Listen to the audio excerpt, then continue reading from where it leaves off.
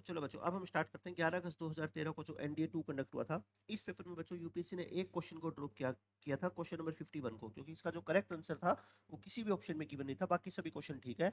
पहला क्वेश्चन क्या कहता है बच्चों, what is the positive square root of 7 + 4√3। पहले मैं आपको इसका बेसिक तरीका बताता हूँ, फिर मैं आपको पेपर के हिसाब से कैसे सोल्व करना था इस क्वेश्चन को वो तरीका बताऊंगा। मैंने आपको बच्चों फर्स्ट लेक्चर के अंदर बेसिक मैथमेटिक्स में इरेशनल नंबर का स्क्वायर रूट निकालना आपको सिखाया ना। मैंने आपको बताया था यहाँ 4 नहीं, कितना होना चाहिए 2, तो 4 को 2 × 2 लिख दो। अब एक 2 को अंदर ले जाओ, इस 2 ये बच्चों स्क्वायर रूट के अंदर जाएगा तो क्या बनेगा 4 बनेगा ना। तो अब बस बात बन गई अपनी 7 प्लस में 2 × √12। अब बच्चों इस 7 के दो टुकड़े कर दो जिनका सम तो 7 ही हो, प्रोडक्ट कितनी हो बच्चों 12। तो दिख ही रहा है 4 और 3 होगा, 4 प्लस में 3 प्लस में 2√12। तो ये क्या हो गया बताओ, 4 का मतलब क्या होता है 2 का स्क्वायर लिखते हैं इसको, और 3 को क्या लिखते हैं √3 का स्क्वायर। और ये तो क्या है 2 × 4, ये इसको ऐसे लिख दो ना, √4 × √3 लिख दे ताकि यही बन जाए, है ना। तो ये क्या बन गया बच्चों 2 प्लस में √3 का होल स्क्वायर। ये 2 प्लस √3 का होल स्क्वायर आ गया 7 प्लस में 4√3। सो इसका अपने को स्क्वायर रूट निकालना है, 7 प्लस 4√3 का स्क्वायर, स्क्वायर रूट क्या होगा फिर 2 प्लस में √3 हो जाएगा ना। तो 2 प्लस √3 इस क्वेश्चन का क्या आ गया आंसर आ गया। पेपर के हिसाब से बच्चों ये क्वेश्चन कैसे सोल्व करेंगे, क्योंकि एनडीए में जितने भी स्क्वायर रूट से रिलेटेड क्वेश्चन पूछे जाएंगे ना, चाहे वो इरेशनल नंबर के ऊपर हो या कॉम्प्लेक्स नंबर के ऊपर हो, बच्चों सारे के सारे ऑप्शन से सोल्व हो जाएंगे। मैंने आपको कितनी बार ये बता रखा है, ऑप्शन जो भी आपको गिवन है उनका स्क्वायर कर लो, है ना। इस ऑप्शन का बच्चों आप क्या कर लो स्क्वायर कर लो। अगर स्क्वायर करने से यही आंसर आ गया तो ये हमारा आंसर है, ठीक है। स्क्वायर करना a² + b² प्लस में 2 × a × b आ गया ना बच्चों, वही 7 प्लस में 4√3, और यही अपने को यहाँ पे गिवन है। तो इसका मतलब डी ऑप्शन अपना क्या है करेक्ट है। तो 10 सेकंड के अंदर अंदर इसका आंसर हम बिल्कुल आसानी से पता कर सकते हैं।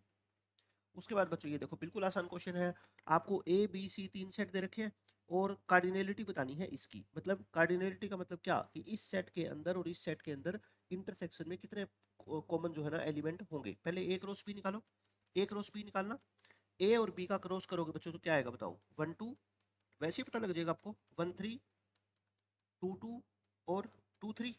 और फिर किसका क्रॉस निकालने के लिए बोल रही है ए क्रॉस सी, ए क्रॉस सी निकाल लो बच्चों, ए का सी से क्रॉस निकालना तो क्या आएगा बताओ 1 3 1 4। सारे लिखने की जरूरत नहीं है क्योंकि 4 वाले लिखने की मेरे को पता है जरूरत ही नहीं है, क्योंकि 4 यहाँ पे बच्चों बी सेट के अंदर कोई एलिमेंट ही नहीं है। तो बताओ दोनों में कॉमन कौन कौन है, कॉमन बच्चों कौन कौन है देख लो 1 3 कॉमन है ना दोनों में, और कौन कौन कॉमन है 2 3, और 2 3 भी कॉमन है, बाकी कोई भी कॉमन नहीं है। तो अपना आंसर क्या आ गया इस क्वेश्चन का 2, क्योंकि बच्चों इस सेट और इस सेट में कितने एलिमेंट कॉमन है, 2 एलिमेंट कॉमन है। ये देखो बच्चों बिल्कुल आसान क्वेश्चन है क्वाड्रेटिक का, अल्फा और बीटा इस इक्वेशन के रूट है, x² + x + 2 = 0। इस इक्वेशन के रूट है बच्चों अल्फा और बीटा, तो अल्फा प्लस बीटा निकाल लो, कितना आएगा -1, और अल्फा इंटू बीटा कितना आएगा बच्चों 2। अब अपने को आंसर निकालना है इसका, ठीक है, निकालते हैं आंसर। ये माइनस पावर है, इसको रेसिप्रोकल करके पॉजिटिव पावर लिख दो ऐसे।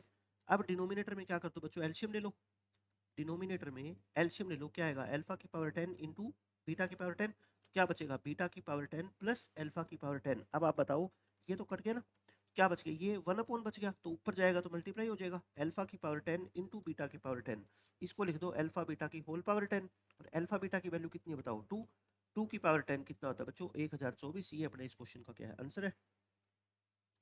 ये क्वेश्चन देख लो बच्चों बिल्कुल आसान क्वेश्चन है, ए और बी रैशनल नंबर है, आपको ये दे रखा है कि ऐसी क्वाड्रेटिक इक्वेशन बताओ जिसके कोफिशिएंट रैशनल हो और जिसका एक रूट ये हो। बच्चों अगर एक रूट मान लो अल्फा ये है, तो मैंने आपको बता रखा है ना क्वाड्रेटिक के बेसिक लेक्चर में, तो सेकंड रूट क्या होगा 3a। ये जो इरेशनल नंबर है इसका साइन बस क्या कर दिया करो चेंज कर दिया करो, है ना। अब तो बस सम ऑफ रूट्स निकाल लो, दो रूट दे रखे हैं और इक्वेशन बतानी है, तो क्या करो एक बार इनका सम निकाल लो और एक बार इनकी प्रोडक्ट निकाल लो। प्रोडक्ट क्या होगी a + b a - b, यानी कि a² - b² यानी कि 9a² में b। तो फिर इक्वेशन क्या आ गई बताओ, इक्वेशन का फॉर्मूला क्या होता है बच्चों x² minus sum of roots into x plus product of roots. Product of roots कितनी है 9a² - b और इक्वल टू 0। ये अपने क्वेश्चन का आंसर है देख लो। इस क्वेश्चन में क्या कहा गया है, ए कोई बच्चों फाइनाइट सेट है जिसमें n एलिमेंट है, मतलब number of elements in A कितना है n, then the number of relations that can be defined from in set A या ऑन सेट ए। तो बच्चों आपको पता है ना एक रो से में कितने एलिमेंट होंगे n इंटू एन यानी कि n²। और अगर किसी सेट में n² एलिमेंट है तो नंबर ऑफ रिलेशंस कितने होते थे, नंबर ऑफ रिलेशंस बच्चों 2 की पावर कर दो इसको, है ना 2 की पावर n²। ये इस क्वेश्चन का आंसर है। जैसे एक सेट ए होता था, एक सेट बी होता था। ए में मान लो 3 एलिमेंट है, बी में मान लो 4 एलिमेंट है बच्चों, तो क्रॉस प्रोडक्ट में कितने 12 एलिमेंट होते थे। फिर हम ये नहीं बोलते थे कि number of relation from A to B कितना होता था, 2 की पावर 12। अब ए से ए है तो 2 की पावर कितनी हो जाएगी, इन दोनों के एलिमेंट की जो प्रोडक्ट आएगी बस। उसके बाद ये देख लो क्वेश्चन, इसमें 4 नंबर बच्चों क्या है एपी में है, तो आपको ये वाले 4 नंबर बताने हैं। तो ऐसे ऐसे क्वेश्चन को सोल्व करने का सबसे जो इजी तरीका होता है ना, वो क्या होता है बच्चों, एपी के अंदर जो गिवन नंबर है ना उसको अज्यूम कर लो। नंबर अपने को एबीसीडी दे रखे हैं एपी में, इनको क्या मान लो 1 2 3 4 मान लो। अब जो नंबर आपको चेक करने हैं बच्चों उनको निकाल लो। एबीसी बताओ कितना होगा, एबीसी, एबीडी, ACD और BCD, ये 4 के 4 नंबर बच्चों मैं चेक करके आपको बताता हूँ। देखो ABC कितना होगा बताओ, 1 इंटू 2 इंटू 3 यानी कि 6, फटाफट करना है। ABD मतलब C को छोड़ दो, A B और D, ये कितना हो गया 8।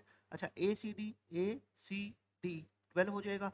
और बच्चों BCD यानी कि 2 इंटू 3 इंटू 4 24। अब आपको बस ये चेक करना है कि ये 4 नंबर जो है ना बच्चों, ये वाले 4 नंबर ये कौन सी सीक्वेंस में है। देखो जीपी में तो नहीं है, जीपी तो क्लियर है नहीं है ना, एपी में मेरे को दिख रहे। एचपी के अंदर चेक करने का सबसे आसान तरीका क्या होता है बच्चों, इसका रेसिप्रोकल चेक कर लो। 1/6, 1/8, 1/12 और 1/24 बच्चों, इनको क्या कर लो एल्शियम ले लो, तो कितना आ गया बताओ, ये 4 3 2 1। अब ये बताओ ये ऊपर वाले नंबर किस में है, एपी में, तो ये कंप्लीट भी क्या होगा एपी में होगा। मतलब ये सारे नंबर किस में है बच्चों, एपी में है। तो फिर इनका रेसिप्रोकल यानी कि 6 8 12 24 ये किस में हो जाएंगे बताओ, एचपी में हो जाएंगे। तो ये 4 नंबर किस में हो गए, एचपी में हो जाएंगे।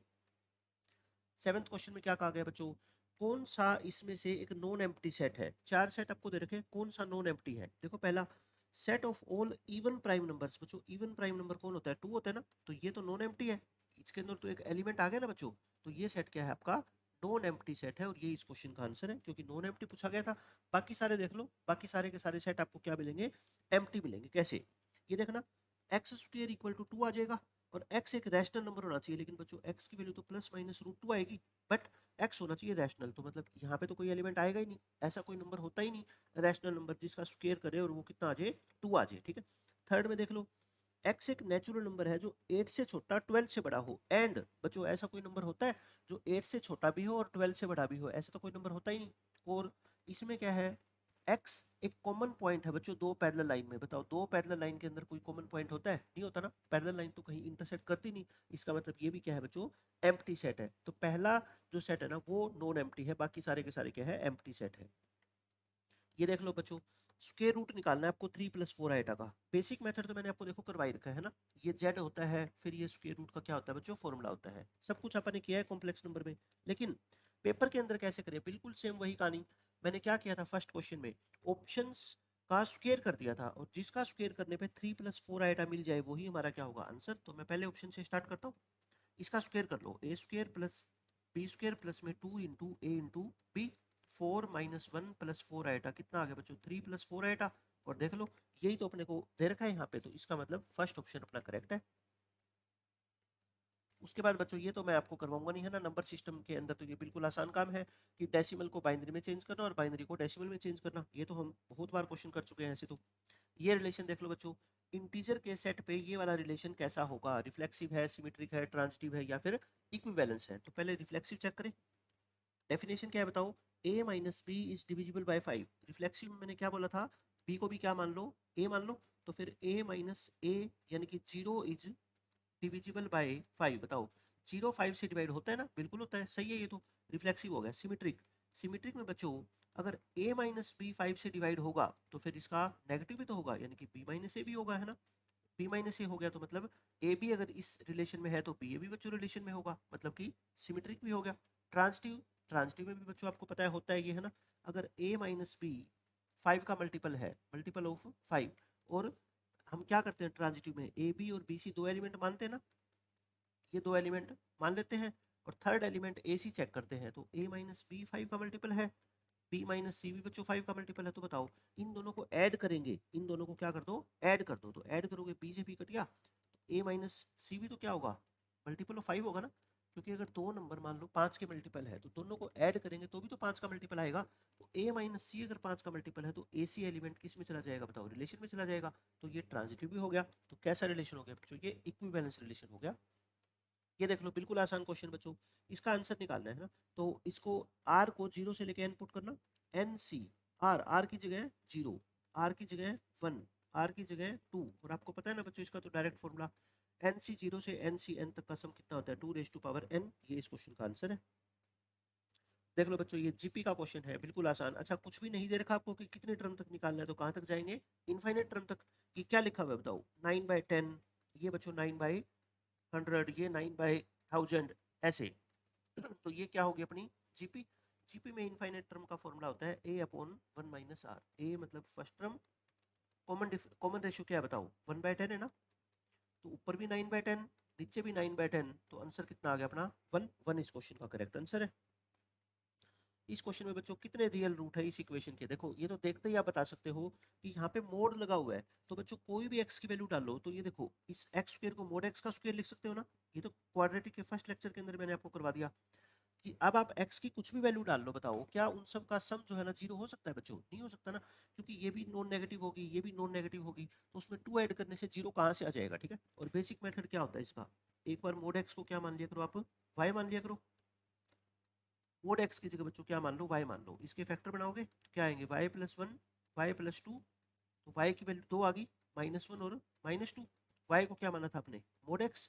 अब बताओ आप मेरे को, क्या मोड x की वैल्यू -1 हो सकती है, क्या मोड x की वैल्यू -2 हो सकती है, इसका मतलब कोई भी सॉल्यूशन बच्चों इसके है ही नहीं। ये देख लो बिल्कुल आसान क्वेश्चन है, 50 लोगों का एक ग्रुप था, उसमें हमने ना 2 टेस्ट कंडक्ट किए, मतलब लेबोरेटरी के अंदर उन पर्सन्स को ले गए और उनके 2 तरह के टेस्ट हुए, एक तो डायबिटीज के लिए और एक बच्चों किसके लिए, ब्लड प्रेशर के लिए, ठीक है। 30 पीपल को बच्चों क्या हुई, डायबिटीज थी, यानी कि ए के अंदर जो है मान लो 30 पीपल है ए सेट के अंदर, और 40 पीपल को बच्चों ब्लड प्रेशर आया, तो बी के अंदर है 40, टोटल कितने थे बताओ 50, टोटल टेस्ट हुआ था 50% का, मतलब ये तो ज्यादा हो गए। इसका मतलब ऐसे भी तो लोग होंगे ना जिनको डायबिटीज भी आ गई और ब्लड प्रेशर भी आ गया, तो कॉमन कॉमन कितने लोग होंगे बताओ, डायरेक्ट तरीका बता रखा है ना, इन दोनों को ऐड करके और इसमें से 50 माइनस कर दो 20, 20 बच्चों कम से कम वो लोग हैं जिनको दोनों के दोनों बीमारियां है। तो what is the minimum number of people who were having diabetes and high blood pressure, तो 20 इस क्वेश्चन का आंसर आ जाएगा।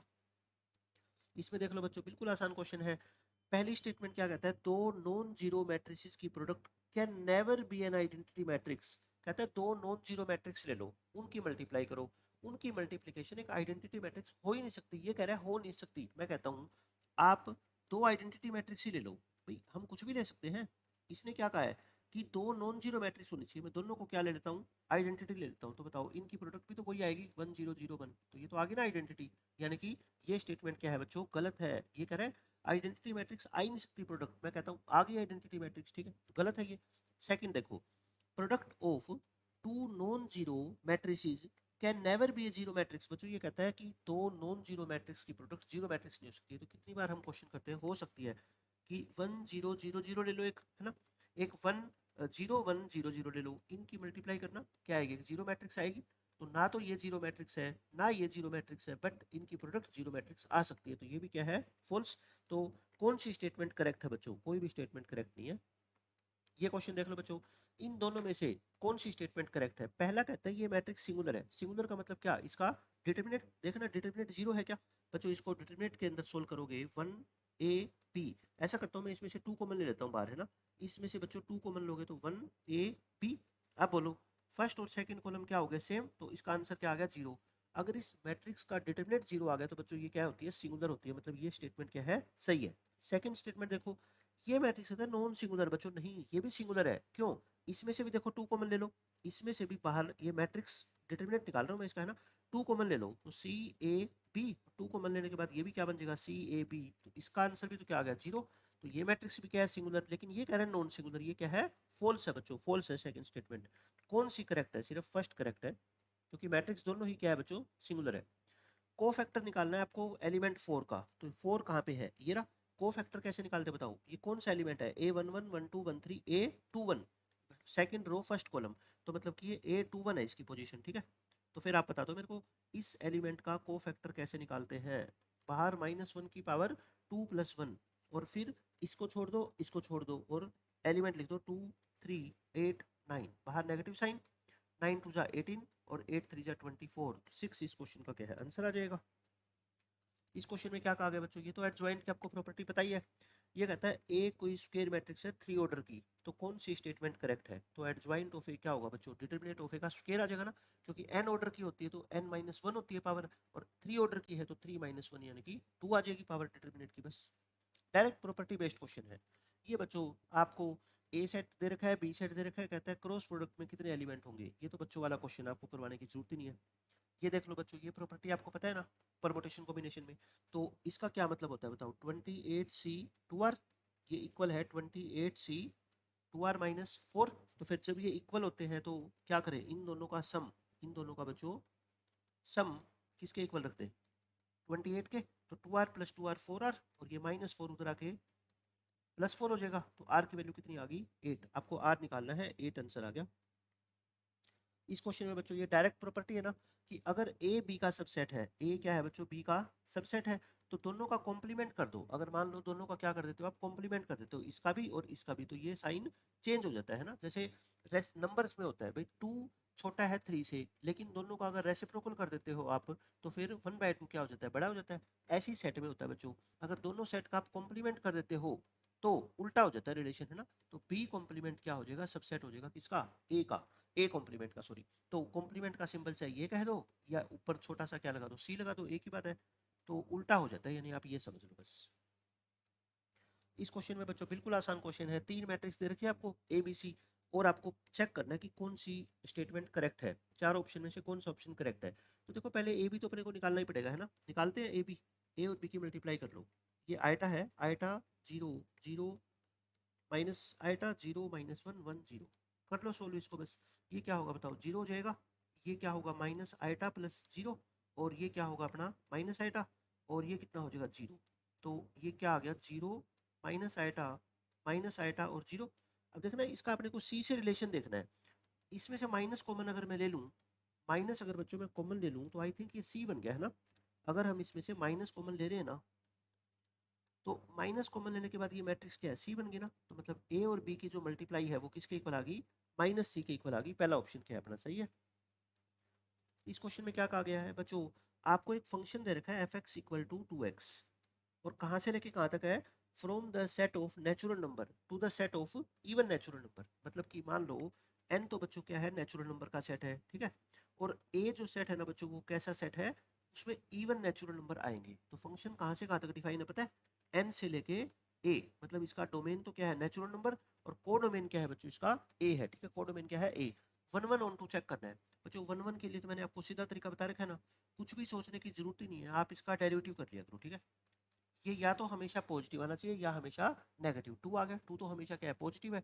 तो फंक्शन कैसा है, इंक्रीजिंग। अगर इंक्रीजिंग है तो फंक्शन कैसा होता है बच्चों, 1 1। चाहे इंक्रीजिंग हो चाहे डिक्रीजिंग हो, पूरे इंटरवल में तो फंक्शन क्या होता है, 1 1 होता है। ऑन टू के लिए, ऑन टू के लिए बच्चों बिल्कुल आसान है, देखो चेक करना। आप ऐसा करो ना, ये एन सेट था, ये ए सेट था। एन में क्या है, नेचुरल नंबर है सारे, और ए में क्या है बच्चों, इवन नेचुरल नंबर है, मतलब 2 4 6 8 10 12 ऐसे। तो आप ये बताओ, क्या सभी एलिमेंट की 2 4 6 की प्री में जाएगी। भाई देखो, आप इसके अंदर F1 निकालो तो कितना आएगा, 2 डबल आएगा, है ना। 1 की इमेज क्या आएगी 2, 2 की इमेज क्या आएगी 4, 3 की इमेज क्या आएगी 6, 4 की इमेज क्या आएगी 8। मेरे कहने का ये मतलब है, क्या इन ए सेट के कोई भी एलिमेंट खाली रहेगा बच्चों, कोई भी एलिमेंट खाली नहीं रहेगा। क्यों, सब यहाँ से ऐड हो जाएगा। जैसे यहाँ 20 लिखोगे तो ये बच्चों एसोसिएट हो जाएगा किससे, 10 से, समझ रहे हो। यहाँ 30 लिखोगे तो ये एसोसिएट हो जाएगा 15 से। आप कहोगे सर यहाँ 1 लिखो, 1 किससे होगा, बट 1 लिख ही नहीं सकते। क्यों, जो दूसरा सेट है वो क्या है, इवन नेचुरल नंबर का सेट है, तो यहाँ पे इवन नंबर आएंगे, तो यानी कि ये फंक्शन ऑन टू भी हो गया, 1 1 भी है ऑन टू भी है, तो ऑप्शन नंबर सी आ जाएगा अपना।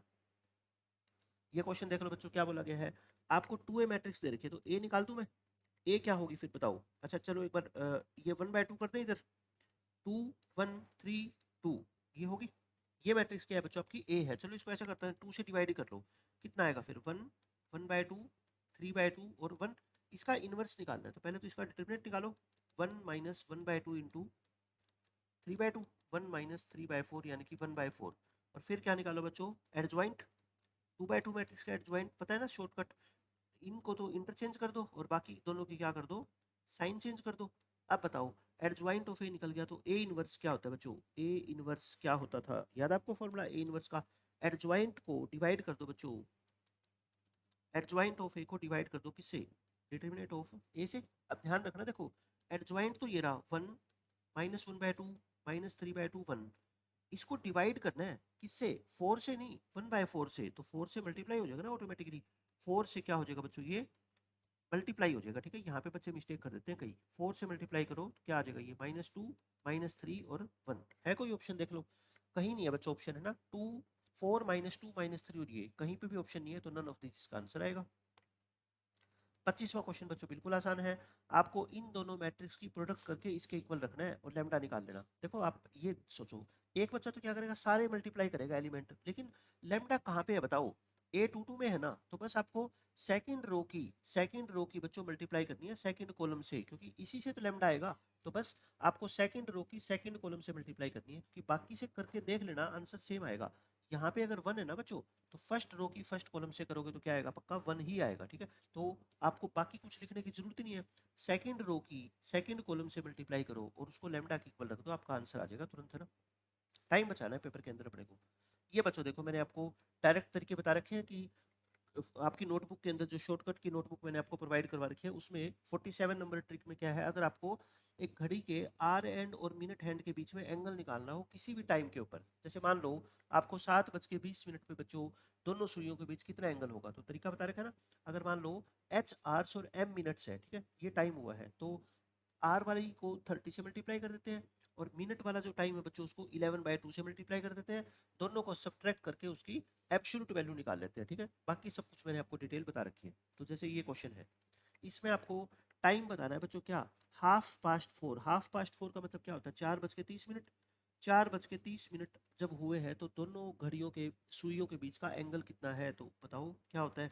इसको 30 से मल्टीप्लाई करते हैं और इसको बच्चों 11/2 से मल्टीप्लाई कर देते हैं और उसकी एब्सोल्यूट वैल्यू लेते हैं ना, कितना आ गया 120, और ये कितना आ गया बच्चों 120 215 165, तो -45 का मोड 45 का मतलब क्या हो गया बच्चों π/4, तो बस सीधा आंसर निकाल दो π/4। या इसका दूसरा मेथड भी है, देखो मेथड नंबर 2।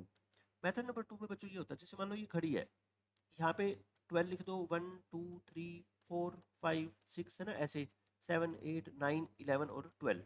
ये बताओ मेरे को, दो नंबर से बीच का यहाँ 11 10 11 लिख दो, इन दोनों के बीच का, मान लो यहाँ पे एक सुई है यहाँ पे एक सुई है, ये एंगल कितना है बच्चों, पूरी घड़ी की सुई 12 घंटे में एक चक्कर पूरा करती है, मिनट वाली है ना, 12 घंटे में अपने जो घंटे वाली सुई होती है, तो इन दो नंबर के बीच का एंगल कितना होता है, 30 होता है ना, क्योंकि 12 ऐसे ऐसे कॉलम होते हैं, 12 ऐसे, ठीक है, पूरा एंगल कितना होता है 360, तो ये कितना होता है 30 डिग्री होता है। और आपको टाइम देखना है अब कितना, 4:30 तो इस घड़ी की सुई में बच्चों 4:30 बनाना, एक बार आप 4:30 कहाँ पे बनेंगे देख लो आप, इसको मैं लिख दूँ 11, 4:30, तो मतलब जो मिनट वाली सुई है वो तो यहाँ पे होगी, अब जो आर वाली सुई है ना बच्चों वो 4 पे नहीं रहेगी, 4 और 5 के बिल्कुल बीच में आ जाएगी, नहीं मानते आप, 4 और 5 की क्या आ जाएगी, बीच में आ जाएगी यहाँ पे।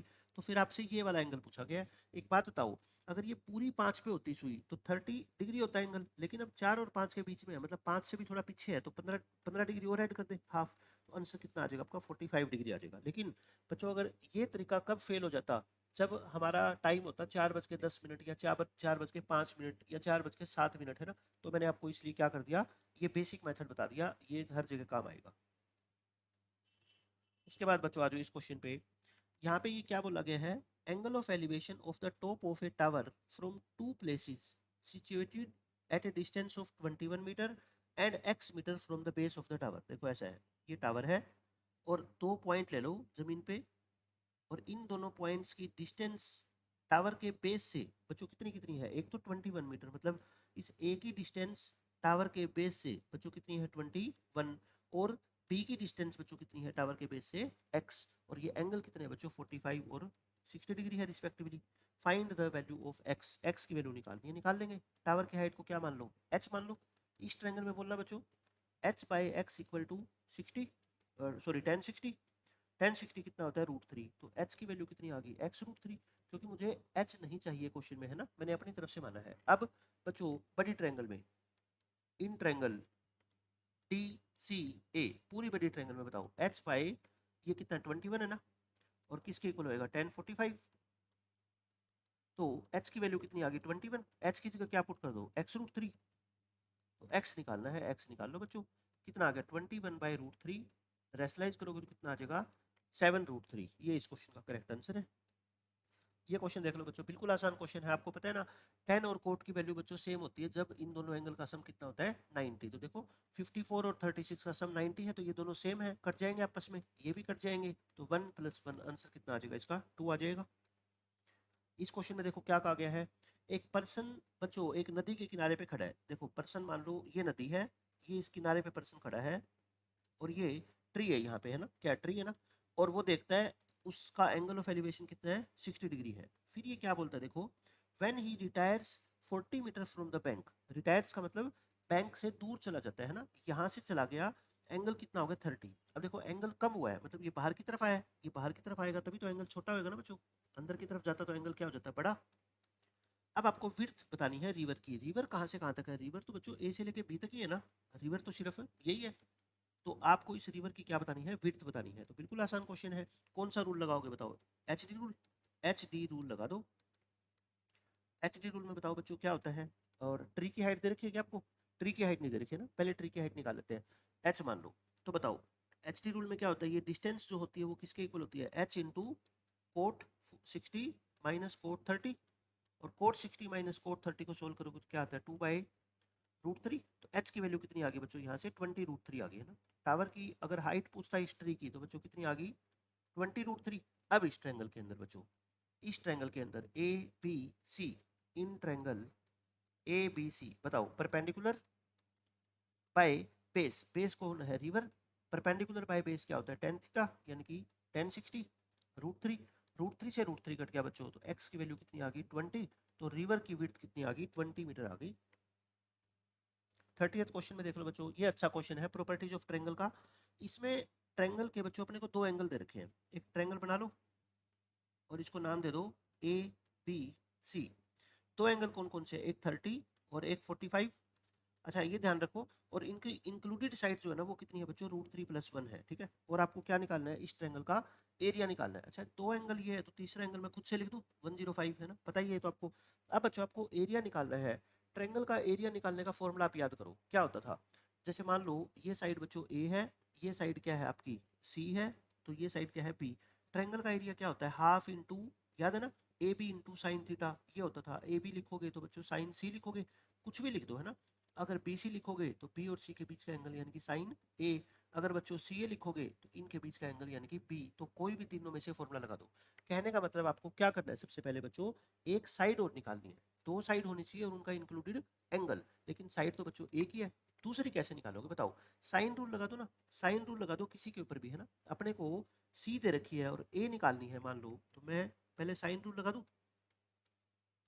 मैं सी और ए के ऊपर लगा दूंगा है ना, ये वाला फॉर्मूला लगा दूंगा, कोई भी लगा दो, तीनों में से एक ही बात है। साइन रूल में बताओ ए और सी का जो रेशियो होता है वो क्या होता है, साइन ए अपॉन साइन सी होता होगा, ये लिख दो। तो ए अपॉन सी साइन ए कितना बच्चों देखो डायग्राम में 30, और सी कितना है डायग्राम में 105, साइन 30 और साइन 105 को बताओ cos 15 लिख दूं, पता है ना cos 15 होता है ये, कैसे कर लो आप कुछ भी कर लो, ये 90 + 15 लिखोगे तो साइन 90 + थीटा क्या होता है cos थीटा होता है, तो 1/2, और cos 15 क्या होता है √3 + 1/2√2, तो ये 2 कट जाएगा, √2 आ गया है ना। तो a/c की वैल्यू बच्चों कितनी आ गई √2। अब c कितना है बोलो, सॉरी √2 नहीं, √2 अपॉन √3 + 1, √2 अपॉन √3 + 1, और सी कितना है बताओ √3 + 1 है ना। तो आई थिंक यहाँ से a√2 आ गया, ए की वैल्यू बच्चों कितनी आ गई √2 आ गई। मैंने सिर्फ क्या किया, साइन रूल लगा के बच्चों इसकी एक साइड निकाल ली है ना, ये कितनी आ गई आपकी √2 आ गई। अब एरिया ऑफ ट्रायंगल लगा दो, एरिया क्या होता है बताओ हाफ इंटू ए सी इंटू साइन बी। तो फॉर्मूला लगाओगे ए सी, ए इंटू सी, ए कितना बच्चों √2, सी कितना √3 + 1, और साइन बी, बी कितना है बच्चों 45, साइन 45 कितना होता है 1/√2, ये 1/√2 इस √2 से कट जाएगा, तो आंसर कितना आएगा √3 + 1 डिवाइड बाई 2, √3 + 1 डिवाइड बाई 2 इस क्वेश्चन का सही आंसर है। देखो बच्चों अपने को आंसर निकालना है साइन स्क्वायर 20 + साइन स्क्वायर 70, ये तो ओरल क्वेश्चन होते हैं। Sine square plus sine square B का आंसर 1 कब होता है बच्चों, जब ए और बी का सम कितना हो 90, तो इन दोनों का सम 90 है, तो इसका आंसर डायरेक्ट क्या हो जाएगा 1 हो जाएगा। या ऐसे नहीं समझ आता तो ऐसे कर लो, साइन स्क्वायर 20 + साइन स्क्वायर 70, 70 को 90 - 20 लिख दूँ, और साइन स्क्वायर 90 माइनस थीटा या साइन 90 माइनस थीटा क्या होता है बताओ, कोस थीटा, तो कोस स्क्वायर 20 हो जाएगा, और sine square theta plus cos square theta तो क्या होता है 1 होता है। एक ही बात है, कैसे कर लो। इस डिटरमिनेंट की बच्चों वैल्यू निकालनी है। एक तरीका तो क्या है, एबीसी की वैल्यू अज्यूम कर लो 1 1 1 या 1 2 3 ऐसे, या दूसरा तरीका क्या है बच्चों, देखो ये तो क्लियर दिख ही रहा है मेरे को कि 1 1 1 और ये क्या है बीसी सीए और ए बी, इनकी मल्टीप्लाई कर लो, क्या हो जाएगा ये ए बी प्लस में ए सी, ये आ जाएगा बच्चों बी सी प्लस में बी ए, और ये आ जाएगा सी ए प्लस में सी बी। अब मैं क्या करता हूँ ना, मुझे ये पता है कि अगर मैं इन दोनों को ऐड कर देता हूँ, यानी कि C2 को मैं चेंज कर दूँ क्या C2 प्लस में C3, तो फिर क्या बन जाएगा, ये सेकंड एलिमेंट क्या बन जाएगा, देखो a b plus b c plus c a बन जाएगा ना, और यहाँ पे भी बच्चों a b plus b c plus में सी ए बनेगा, और यहाँ पे भी a b plus b c plus में सी ए बनेगा, और थर्ड कॉलम को बच्चों लिख दो सेम, ए बी प्लस में ए सी, बी सी प्लस में बी ए और सी ए प्लस में सी बी। अब आप ये बताओ, इसको कॉमन लोगे ना, ये एलिमेंट बच्चों क्या आ जाएगा, कॉमन आ जाएगा बाहर, कॉमन आएगा तो क्या बचेगा यहाँ पे 1 1 1, तो फर्स्ट और सेकंड कॉलम बच्चों क्या हो जाएंगे सेम, तो इसका आंसर क्या आ जाएगा 0 आ जाएगा। ये बच्चों एसोसिएट डिस्ट्रीब्यूटिव लॉ मैंने आपको बता रखा है सेट्स के अंदर, तो ये होता है, ये दोनों की दोनों स्टेटमेंट क्या है बच्चों गलत दे रखी है, क्योंकि इसका मतलब क्या होता है कि ए की यूनियन करो बी से, और इन्होंने इंटरसेक्शन कर रखे तो यहीं पे गलत हो गया। इसका मतलब क्या होता है, ए का इंटरसेक्शन कर दो बी से, लेकिन यहाँ पे यूनियन कर रखा है ना, ये डिस्ट्रीब्यूटिव लॉ होते हैं, मैंने लिख दिया, तो दोनों की दोनों स्टेटमेंट क्या है ये गलत है। ये बच्चों बिल्कुल आसान क्वेश्चन है। एन कोई पॉजिटिव इंटीजर है और ये एक्सपेंशन इसके इक्वल दे रखी है, तो अपने को इनके कोफिशिएंट का सम निकालना है। तो बच्चों ये क्या कर दो, इसमें x को 1 पुट कर दो, कोफिशिएंट का सम निकालना होता है सभी टर्म का, तो वेरिएबल को क्या पुट कर देते हैं 1, तो 1 प्लस 1 की पावर n, ये क्या बन गया बताओ ए नोट प्लस a1, क्योंकि x तो 1 है तो ये क्या बन जाएगा a2, चलते चलते बच्चों लास्ट में क्या है an, तो इन्हीं का सम पूछा है, ये कितना हो गया 2 की पावर n, और ये तो अपने को पूछा ही गया है, ये तो अपना क्या है आंसर है, आंसर कितना आ गया 2 की पावर n। ये क्वेश्चन देखो बच्चों बिल्कुल इजी क्वेश्चन है, अल्फा और बीटा इस इक्वेशन के रूट है, तो आप अल्फा प्लस बीटा निकाल लो, अल्फा इंटू बीटा निकाल लो, और इस एक्सप्रेशन का आंसर अपने को निकालना है, तो निकालते हैं आंसर। देखो पहली दो टर्म में root alpha by root beta plus root beta divide by root alpha, और ये एज इट इज चलने दो। इन दो टर्मों में से बच्चों एल्शियम ले लो, है ना, root alpha into root beta एल्शियम ले लो, तो ऊपर क्या बचेगा बताओ, अल्फा बचेगा, यहाँ क्या बचेगा बीटा, इसको एज इट इज लिखते जाओ। देखो अल्फा प्लस बीटा को क्या लिख दो माइनस बी बाई ए, और रूट इंटू अल्फा बीटा कितना है बी बाई ए। अब आप मेरे को बताओगे ऊपर बी बाई ए की एक पावर है, नीचे हाफ पावर है, तो ऊपर क्या बचेगी हाफ बचेगी ना ऐसे, और प्लस क्या है बच्चों रूट ऑफ बी बाई ए, ये दोनों आपस में कट के आंसर क्या आ गया 0 आ जाएगा। ये बच्चों आपको क्या करना है, बाइनरी से इसको डेसिमल में चेंज करना है, ये आपको तरीका पता ही है चेंज करने का। इसमें क्या बोला गया है, इस इक्वेशन के रूट कैसे है बच्चों, रूट्स बताने हैं, तो रूट्स का कैसे पता लगता है डी से, वैसे तो मेरे को दिख ही रहा है कि ये परफेक्ट स्क्वायर है ना, ये परफेक्ट स्क्वायर बन रहा है, तो रूट्स कैसे होंगे बताओ, इक्वल होंगे। रूट्स कैसे होंगे बच्चों, रियल एंड इक्वल। दूसरा तरीका क्या है बच्चों इसका, डी निकाल लो, डी क्या होता है B square minus 4 into A into सी, ये भी क्या आएगा 0, तो डी जब 0 आता है तो रूट्स कैसे होते हैं रियल एंड इक्वल होते हैं। ये बिल्कुल फॉर्मूला बेस्ड क्वेश्चन है बच्चों, tan inverse half plus tan inverse 1/3 है ना, tan inverse x plus tan inverse y का फॉर्मूला लगा दो, आंसर आ जाएगा π/4। ये आप देख लो 1 माइनस साइन स्क्वायर थीटा बताओ क्या होता है कोस स्क्वायर थीटा, ट्रिग्नोमेट्री में 10th क्लास की ट्रिग्नोमेट्री, और 1 प्लस टेन स्क्वायर क्या होता है बच्चों सीकेंड स्क्वायर होता है, तो कोस इंटू सीकेंड का होल स्क्वायर, और सीकेंड और कोस की मल्टीप्लाई बोलो क्या होती है 1 होती है ना, तो 1 का स्क्वायर करोगे तो आंसर क्या आ जाएगा 1 आ जाएगा। इस क्वेश्चन में क्या कहता है, इस एक्सपेंशन में बच्चों कितनी टर्म है, ये जो लिखा हुआ है 1 plus 2x plus x square, याद आ गया देख के, ये क्या होता है बच्चों x प्लस 1 का होल स्क्वायर होता है ना, तो ये क्या बन गई फिर x प्लस 1 का होल स्क्वायर, और पूरे की पावर कितनी है 10, मतलब x प्लस 1 की पावर कितनी होगी 20। अब ये तो बाइनोमियल है, अगर बाइनोमियल है तो बच्चों इसमें नंबर ऑफ टर्म क्या होती है 20 से एक ज़्यादा, तो 20 प्लस 1 यानी कि 21 इस क्वेश्चन का आंसर आ जाएगा। ओरल क्वेश्चन है ये, तो आपको कुछ भी करने की जरूरत ही नहीं है इनमें। ये अच्छा क्वेश्चन है, देखो इसमें क्या है, एक तो बच्चों ये शॉर्टकट होता है एपी में कि एस एम और एस एन इक्वल दे रखा हो तो एम प्लस एन टर्म का सम क्या होता है 0 होता है, बट यहाँ पे ये शॉर्टकट काम नहीं आएगा, क्यों, क्योंकि आपसे पूछा कुछ और गया है, देखो इसलिए मैं कहता हूँ हमेशा बेसिक मेथड आपको आना चाहिए कि इसकी कैलकुलेशन कैसे होती है। पहली 5 टर्म का सम और पहली 10 टर्म का सम बच्चों क्या है एपी में सेम है, मतलब क्वेश्चन में क्या गिवन है 5 टर्म का सम और 10 टर्म का सम सेम है, तो अगर ये पूछता ना कि 15 टर्म का सम कितना होगा तो मैं कह देता 0 होगा, लेकिन यहाँ पे कुछ भी नहीं ऐसा पूछा गया। यहाँ पे पूछा गया है कि फर्स्ट टर्म और कॉमन डिफरेंस के बारे में जानकारी मांगी गई है कि कौन पॉजिटिव होगी कौन नेगेटिव होगी, या एक पॉजिटिव होगी दूसरी नेगेटिव होगी, या दोनों नेगेटिव होगी, कुछ ऐसा करना है। ठीक है, आप ये बताओ बच्चों 5 टर्म का सम होता क्या है, फॉर्मूला n/2 एस एन क्या होता है 2a plus n minus one यानी कि 5 minus one into D. 10 term का सम क्या होता है 10/2 2a प्लस में 9d। बताओ इसमें तो कोई दिक्कत है ही नहीं किसी बच्चे को। अब ये 2 से 2 काट दो बच्चों, यहाँ पे मैं क्या कर रहा हूँ ये 2 और ये 2 काट देता हूँ और इस 5 को 2 से काट दो, है ना। अब यहाँ से 2 कॉमन ले लो, कैलकुलेशन करनी है बस। ए और डी में मैं क्या कर रहा हूँ एक रिलेशन बनाऊंगा, ठीक है।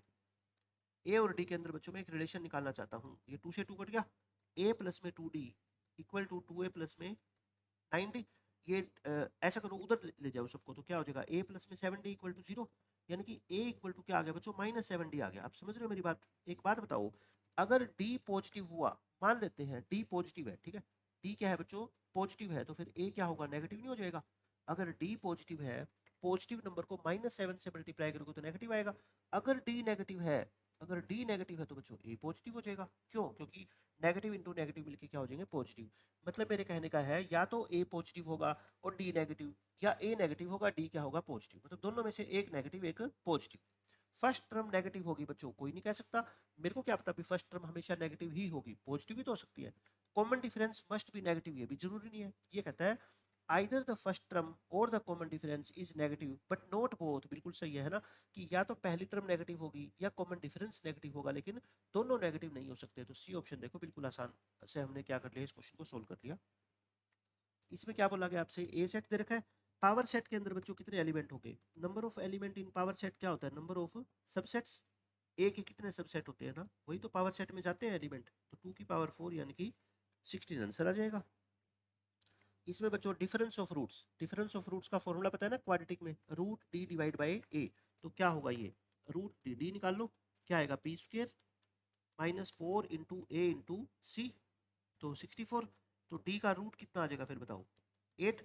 तो डिफरेंस ऑफ रूट्स क्या होता है बताओ, रूट डी अपॉन ए कितना है बच्चों 1। तो 8 इस क्वेश्चन का आंसर है। बेसिक मेथड क्या है बच्चों, देखो ये तो क्वेश्चन आसान था, इसमें तो आप दोनों रूट भी निकाल सकते हो ना।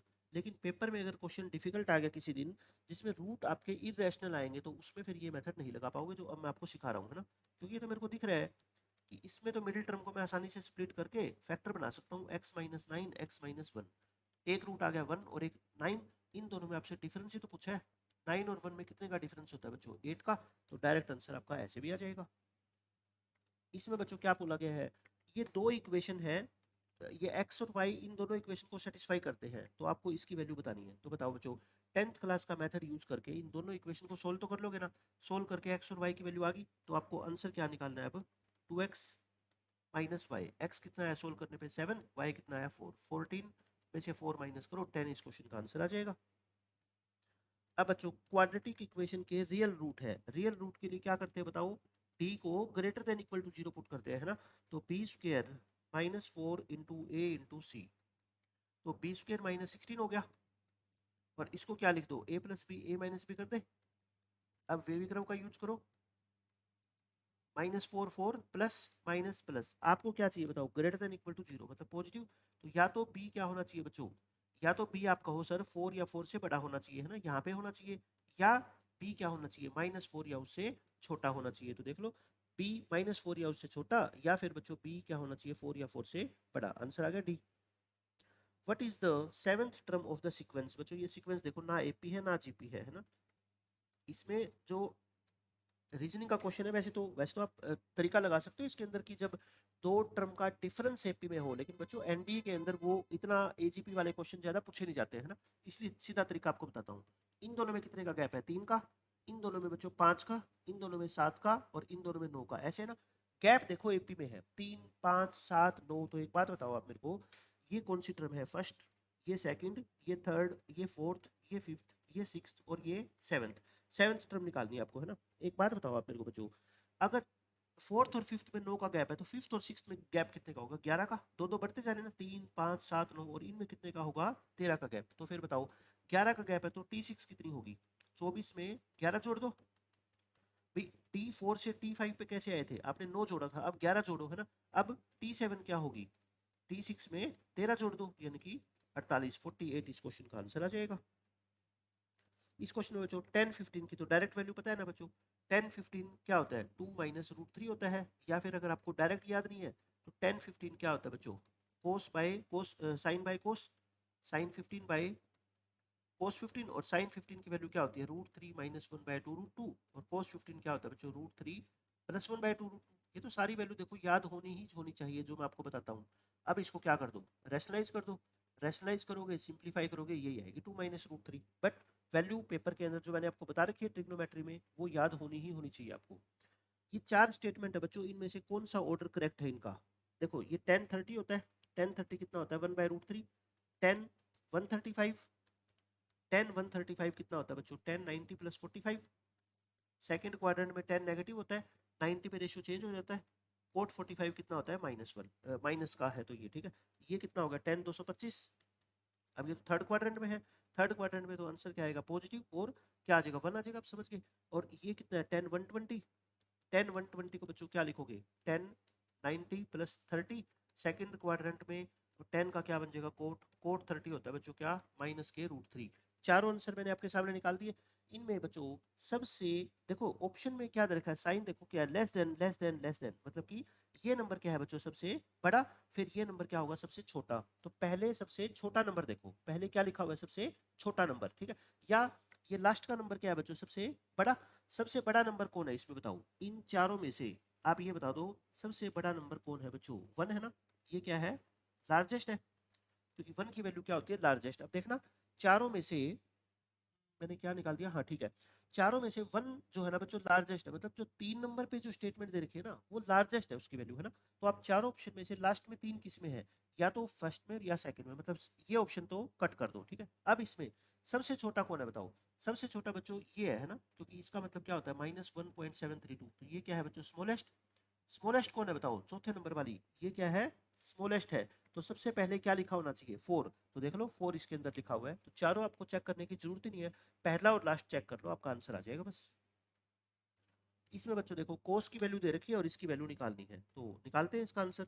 साइन कोट क्या होता है बच्चों कोस बाय साइन, और कोशिकेंट क्या होता है 1 बाय साइन, और टेंजेंट क्या होता है साइन बाय कोस। मैंने सिर्फ साइन कोस में चेंज कर दिया बच्चों पूरे क्वेश्चन को, और सिंप्लीफाई कर दो बस इसको।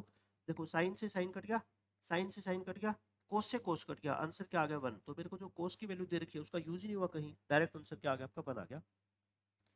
ये देख लो बच्चों कितना आसान क्वेश्चन है, इसको क्या कर दो बेस चेंजिंग फॉर्मूला लगा दो, log 243 अपॉन log 81। 243 क्या होता है बताओ 3 की पावर 5, और 81 क्या होता है 3 की पावर 4, पावर आगे आ जाएगी दोनों की, log 3 से log 3 कैंसिल हो जाएंगे। तो आंसर सीधा कितना आ गया बच्चों 5/4 आ गया है ना, 5/4 इस क्वेश्चन का आंसर है। 5/4 क्या होता है बच्चों 1.25 होता होगा, 1.25 आ जाएगा। ये देखो बच्चों ये क्वेश्चन जो है यूपीएससी ने ड्रॉप किया है, इसमें ये 3 वर्टिसेस आपको पैरेललोग्राम के दे रखे हैं और चौथा वर्टेक्स निकालना है। तो क्या करते हो बच्चों दोनों के मिड पॉइंट को सेम रखते हो, मिड पॉइंट को सेम रख के वैल्यू निकालोगे इसकी एक्स और वाई की, तो वो 0 और बी आएगी, लेकिन 0 भी कहीं पे भी ऑप्शन में नहीं है। तो करेक्ट आंसर बच्चों इसका ये है, ठीक है। इस क्वेश्चन में क्या कहा गया है के की वैल्यू बताओ जिससे ये दोनों लाइन क्या हो बच्चों पैरेलल हो। पैरेलल लाइन है तो मतलब इनके स्लोप क्या है बताओ इक्वल है। पहली लाइन का स्लोप बोलो बच्चों minus coefficient of x upon coefficient of y, दूसरी लाइन का minus coefficient of x upon coefficient of y, minus से माइनस कट गया। तो 2/3 इज इक्वल टू 5 ये कितना है प्लस, ये है ना प्लस है ये 5/k। तो 2k इज इक्वल टू 15, तो k कितना आ गया बच्चों 15/2, 15 का हाफ कितना होता है 7.5। इस क्वेश्चन में क्या कहा गया आपसे इक्वेशन बताओ लाइन की जो इस पॉइंट से तो पास होती है और इसके क्या है बच्चों परपेंडिकुलर है, इसका स्लोप बताओ। इसका स्लोप बच्चों क्या होगा minus coefficient upon coefficient of y, coefficient of x upon coefficient of y. तो रिक्वायर्ड लाइन मैं बोलना चाहता हूँ, रिक्वायर्ड लाइन उसका बच्चों पासिंग पॉइंट तो कितना है बताओ, पासिंग पॉइंट तो है 4, -5, और स्लोप कितना होगा बता दो इसका नेगेटिव रेसिप्रोकल, समझ गए ना। ये कितना होगा 4/3, क्योंकि लाइन इसके क्या है परपेंडिकुलर है। तो इक्वेशन बता दो, फॉर्मूला क्या होता था y-5 equal to m into x minus x1, कर लो सिंप्लीफाई क्रॉस मल्टीप्लाई करके। 3y plus 15 equal to 4x minus 16, तो 4x minus 3y equal to क्या हो जाएगा 31, 4x minus 3y minus 31 equal to 0। इसमें बच्चों आपको फोकाई निकालनी है हाइपरबोला की, है ना, फोकस के कोऑर्डिनेट निकालने हैं, निकाल देते हैं। हाइपरबोला में आपको पता है एक्स स्क्वायर और वाई स्क्वायर का कोफिशिएंट ऊपर क्या होना चाहिए 1, तो ये हाइपरबोला है कौन सा स्टैंडर्ड वाला है ना बच्चों, क्योंकि एक्स स्क्वायर का कोफिशिएंट यहाँ पे क्या है पॉजिटिव है।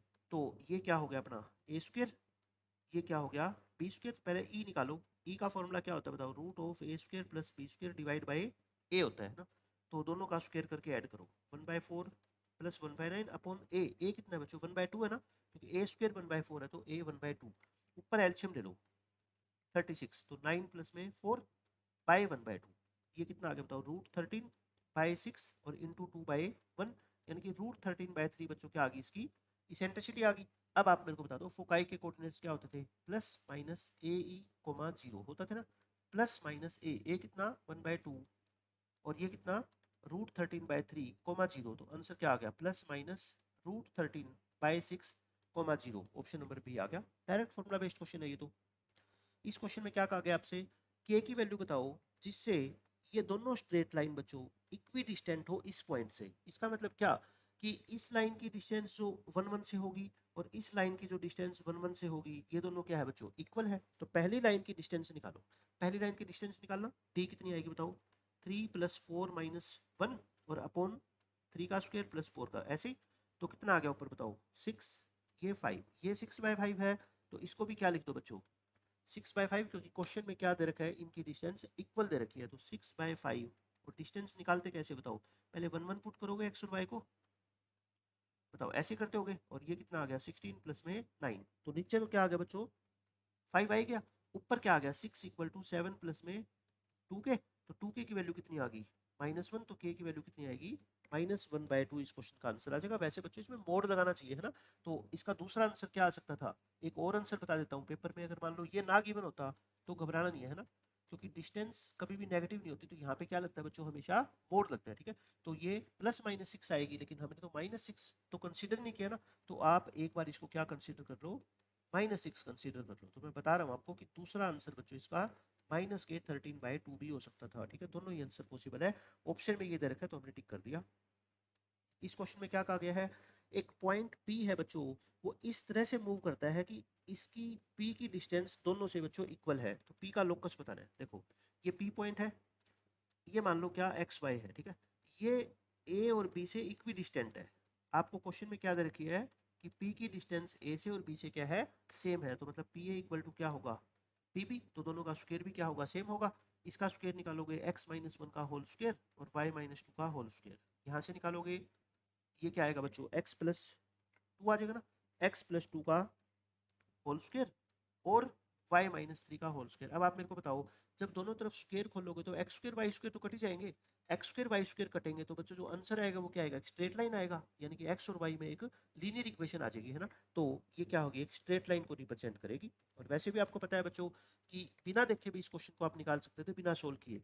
ये पॉइंट जो होता है, अगर इन दोनों पॉइंट से क्या है कोई पॉइंट इक्वी डिस्टेंट है, अगर कोई पॉइंट बच्चों इक्वी डिस्टेंट है ए और बी से, वो तो कहाँ लाई करता है बच्चों पता है, इस लाइन के परपेंडिकुलर बाइसेक्टर पे। इस रेड वाली लाइन पे कोई भी पॉइंट ले लो, ये ए से और बी से क्या होगा सेम डिस्टेंस पे होगा। यहाँ ले लो चाहे इस पॉइंट को, ठीक है, तो ये भी क्या होगा बच्चों सेम डिस्टेंस पे होगा। मतलब कि जो पॉइंट ये मान लो P है, ये मान लो Q है ना, जो पॉइंट बच्चों ए और बी से इक्वी डिस्टेंट होगा वो पॉइंट कहाँ पे लाई करेगा, वो इस ए बी लाइन सेगमेंट के परपेंडिकुलर बाइसेक्टर पे लाई करता है। तो परपेंडिकुलर बाइसेक्टर तो क्या होती है हमेशा एक स्ट्रेट लाइन ही होती है। तो अगर आपको नॉलेज है लोकस की बच्चों तो आप डायरेक्ट भी इसका आंसर टिक कर सकते थे, लेकिन 10th क्लास के बच्चे से भी अगर ये क्वेश्चन पूछते तो हम कह देते कि ये इस क्वेश्चन का आंसर होगा। इस क्वेश्चन में देख लो क्या बोला गया है, the equation of the locus of A point. अब फिर लोकस का क्वेश्चन आ गया, जो इक्वी डिस्टेंट है बच्चों कहाँ से एक्सिस से। इसका मतलब क्या, एक्सिस से इक्वी डिस्टेंट होने का मतलब क्या है, कोई भी पॉइंट आप P ले लिया करो, है ना, इसकी डिस्टेंस जितनी बच्चों एक्स एक्सिस से है उतनी ही डिस्टेंस क्या है इसकी वाई एक्सिस से है, ये दोनों डिस्टेंस क्या है इक्वल है। एक बात बता दो, P की डिस्टेंस एक्स एक्सिस से आप कैसे निकालते थे, याद है आपको, एक्स एक्सिस से वाई कोऑर्डिनेट का मोड देते थे, क्योंकि जरूरी नहीं है ना ये फर्स्ट क्वाड्रेंट में हो, पॉइंट कहीं पे भी हो सकता है। और वाई एक्सिस से डिस्टेंस क्या होती थी मोड एक्स, तो फिर मोड हटाओगे तो क्या आएगा बच्चों प्लस माइनस का साइन आएगा, तो वाई = क्या आ जाएगा +-x आ जाएगा। एक तरीका तो इस क्वेश्चन को सोल्व करने का ये है। दूसरा तरीका बच्चों ये भी है कि आपको पता होना चाहिए कि ऐसा पॉइंट जो एक्सिस से इक्वी डिस्टेंट हो, तो वो तो या तो बच्चों इस लाइन के ऊपर होता है, मैंने आपको बेसिक तरीका तो बता ही दिया ऊपर, है ना। एक और तरीका बता रहा हूँ, या बच्चों वो इस लाइन पे होता है, यहाँ पे क्या होता है y और x की वैल्यू सेम, और यहाँ पे ये ग्राफ किसका होता है y = -x का। एक बात बताओ, यहाँ पे कोई भी पॉइंट होगा, मान लो यहाँ पे है 3,3, क्योंकि y = x है ना बच्चों इस लाइन के ऊपर, तो इसकी डिस्टेंस बच्चों जितनी x एक्सिस से है उतनी ही क्या है देखो y एक्सिस से है। ऐसे ही नीचे वाले पॉइंट को देख लो, अगर मान लो इस पे कोई भी पॉइंट होगा y की वैल्यू x का नेगेटिव होगी, तो x तो फोर्थ क्वाड्रेंट में क्या है, मान लो पॉजिटिव है, तो y क्या हो जाएगा नेगेटिव। तो बोलो ये डिस्टेंस, डिस्टेंस की बात कर रहा हूँ, कितनी होगी 4, और ये डिस्टेंस भी कितनी होगी 4। मतलब कि या तो इस ब्लैक वाली लाइन पे कोई पॉइंट हो या इस ब्लू वाली लाइन पे बच्चों कोई पॉइंट हो, दोनों की डिस्टेंस x एक्सिस से और y एक्सिस से हमेशा क्या होती है, सेम होती है। बट ऊपर वाला बच्चों क्या है, बेसिक मेथड है, ये आपको आना चाहिए।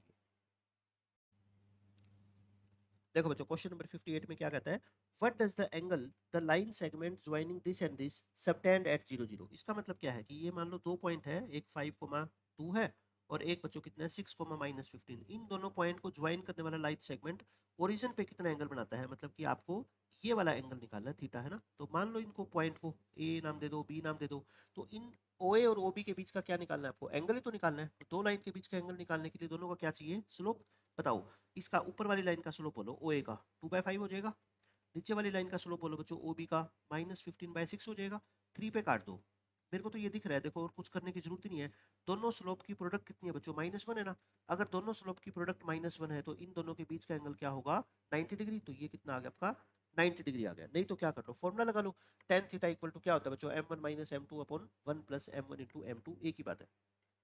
जैसे इस क्वेश्चन में क्या कहा गया है, लेटेस्ट रेक्टम की लेंथ बतानी है बच्चों इलिप्स में, बिल्कुल सिंपल फॉर्मूला है ये तो। a² कितना आ गया 9, b² कितना आ गया 4। इलिप्स में बता दो लेंथ ऑफ लेटेस्ट रेक्टम का फॉर्मूला आपने क्या पढ़ा है, 2b² अपॉन a। तो 2 × b² कितना है 4, a कितना है बच्चों 3, तो 8/3 इस क्वेश्चन का क्या आएगा, आंसर आ जाएगा। 60th क्वेश्चन में बच्चों क्या बोला गया आपसे, what is the equation of the line passing through this and this. दो पॉइंट से पास होने वाली लाइन की बच्चों इक्वेशन निकालनी है। तो पहले क्या निकाल लो, स्लोप निकाल ले, 7 माइनस माइनस प्लस हो जाएगा, 9/-9 - 1। तो इक्वेशन क्या होती है फिर बोलो, y - y1, पॉइंट कोई भी मान लो, चाहे इसको मान लो चाहे इसको मान लो, ठीक है। पहले वाले को मान लेता हूँ मैं, y - y1 equal to m × x - x1। एक तरफ ले आओ सबको, x + y - 3 इक्वल टू क्या आ जाएगा 0। x + y = 3 इस क्वेश्चन का आंसर आ गया।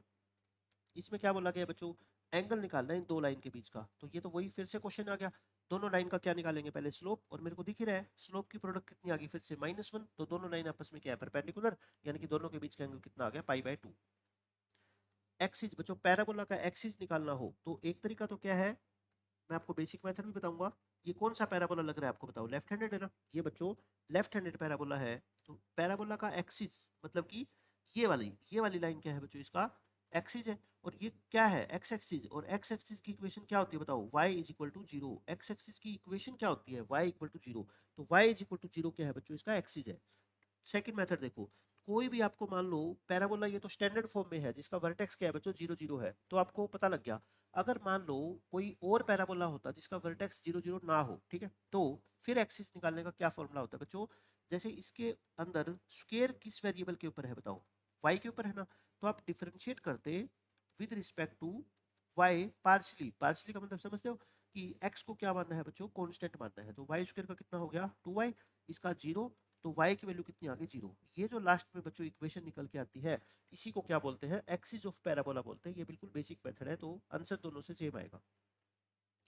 सर्कल की बच्चों रेडियस निकालनी है जो ओरिजिन से पास होता है, तो पहले तो c की वैल्यू निकालो।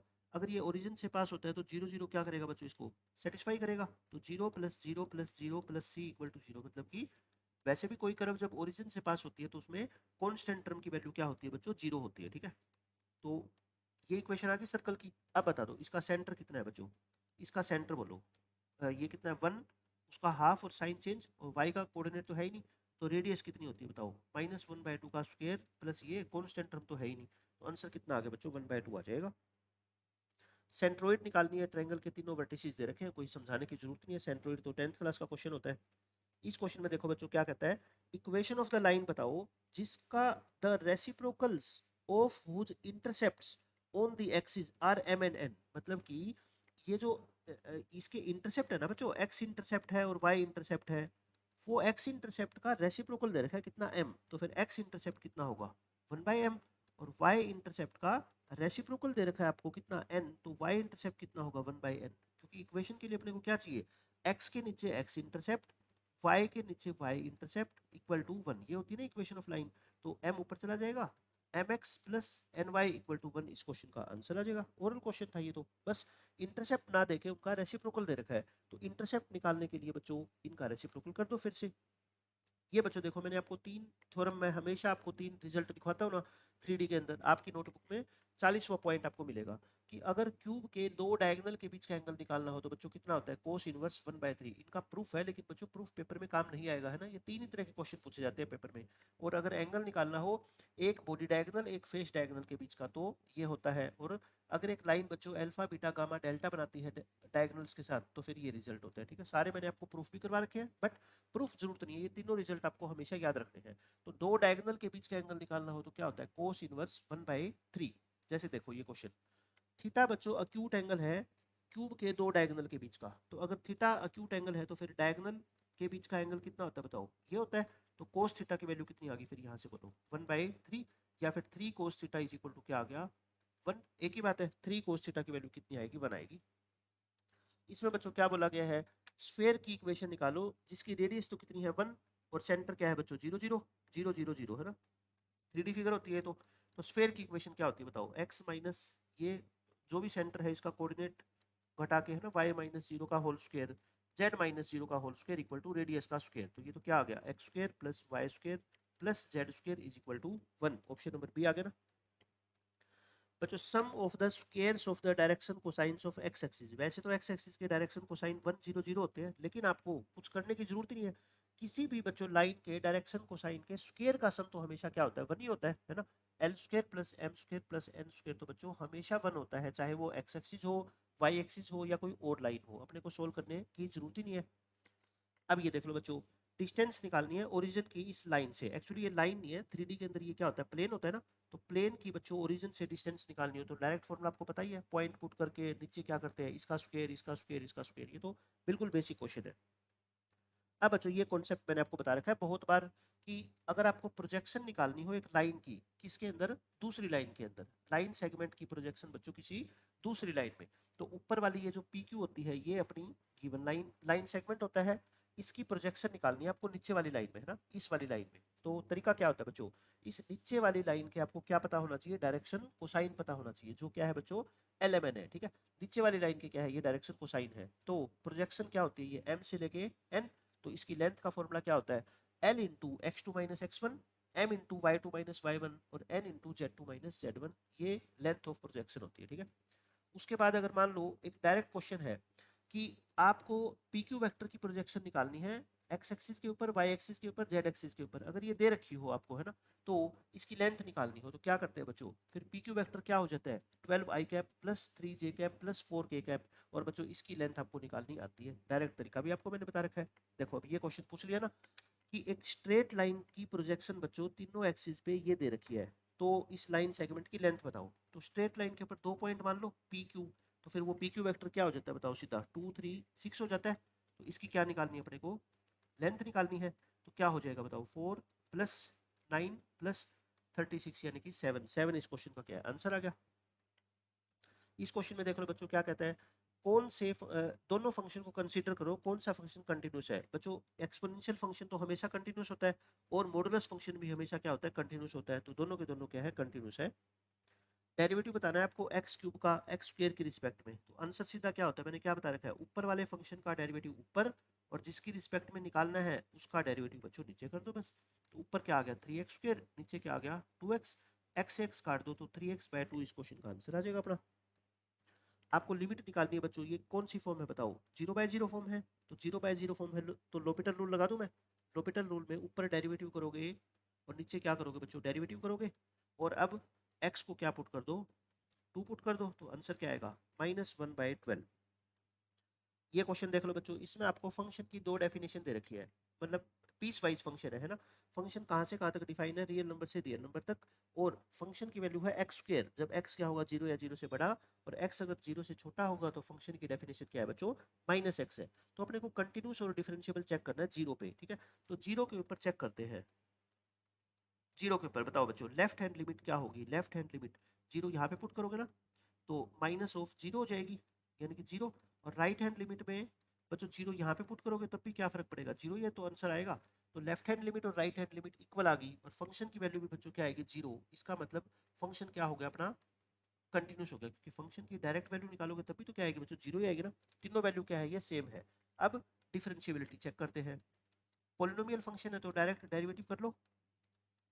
बोलो क्या आएगा बच्चों, एक्स स्क्वायर का 2x और माइनस एक्स का -1। ये तो कब होगा, जब x 0 या 0 से बड़ा हो, और ये जब x क्या हो बच्चों 0 से छोटा हो। तो ये बताओ बच्चों, राइट हैंड डेरिवेटिव क्या आएगा, यानी x की वैल्यू जब 0 से बड़ी हो तो इसमें x को 0 पुट कर दो।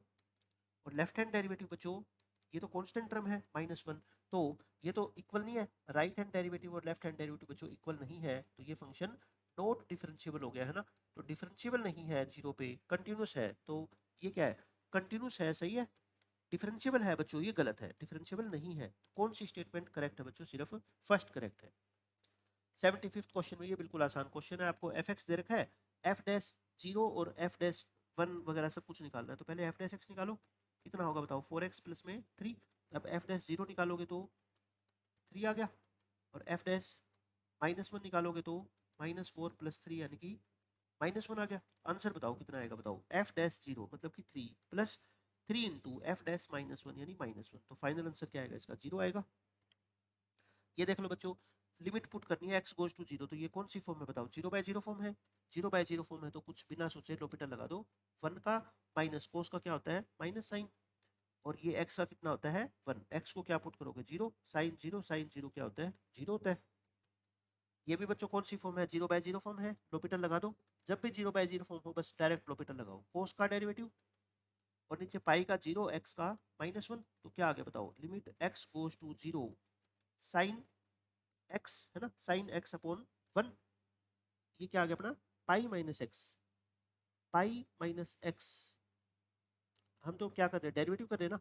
ओहो सॉरी सॉरी सॉरी यार, ये 0/0 फॉर्म नहीं है ना, मैंने गलती से बोल दिया, ये 0/0 फॉर्म नहीं है, ये 0/0 फॉर्म नहीं है। तो फिर डायरेक्ट x को क्या पुट कर दो, 0 पुट कर दो। x को बच्चों 0 पुट करोगे तो पाई -0 यानी कि 1/पाई आ गया है ना, 1/पाई इस क्वेश्चन का आंसर आ जाएगा। ये देख लो बच्चों, फिर ये क्या है 0/0 फॉर्म है। अगर 0/0 फॉर्म है तो डायरेक्ट क्या कर दो बच्चों, लोपिटल लगा दो इसमें, या तो लोपिटल लगा दो या ऊपर नीचे x से डिवाइड कर दो, एक ही बात है।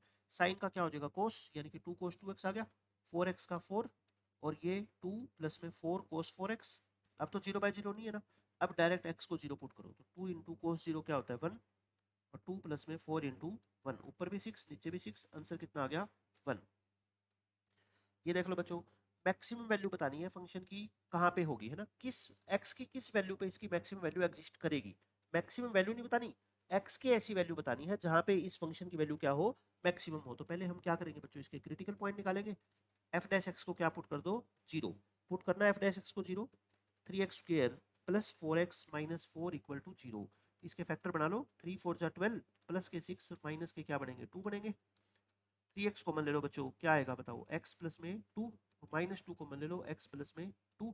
तो x की आई थिंक दो वैल्यू आ गई, एक तो कितनी आ गई बच्चों 2/3, और एक कितनी आ गई -2। अब क्या निकालो इसका सेकंड डेरिवेटिव, सेकंड डेरिवेटिव निकालना बच्चों, f डबल डैश x क्या आएगा 6x प्लस में 4। मेरे को दिख रहा है देखो कि डबल डेरिवेटिव जब मैं निकालूंगा ना 2/3 पे, तो कितना आएगा बच्चों 2/3 पे निकालूंगा तो ये तो पॉजिटिव आ गया, क्या आ गया पॉजिटिव। लेकिन मेरे को मैक्सिमम चाहिए वैल्यू इसकी, तो मतलब डबल डेरिवेटिव नेगेटिव आना चाहिए। तो इसमें क्या आ जाएगा फिर देख लो, नेगेटिव आ गया।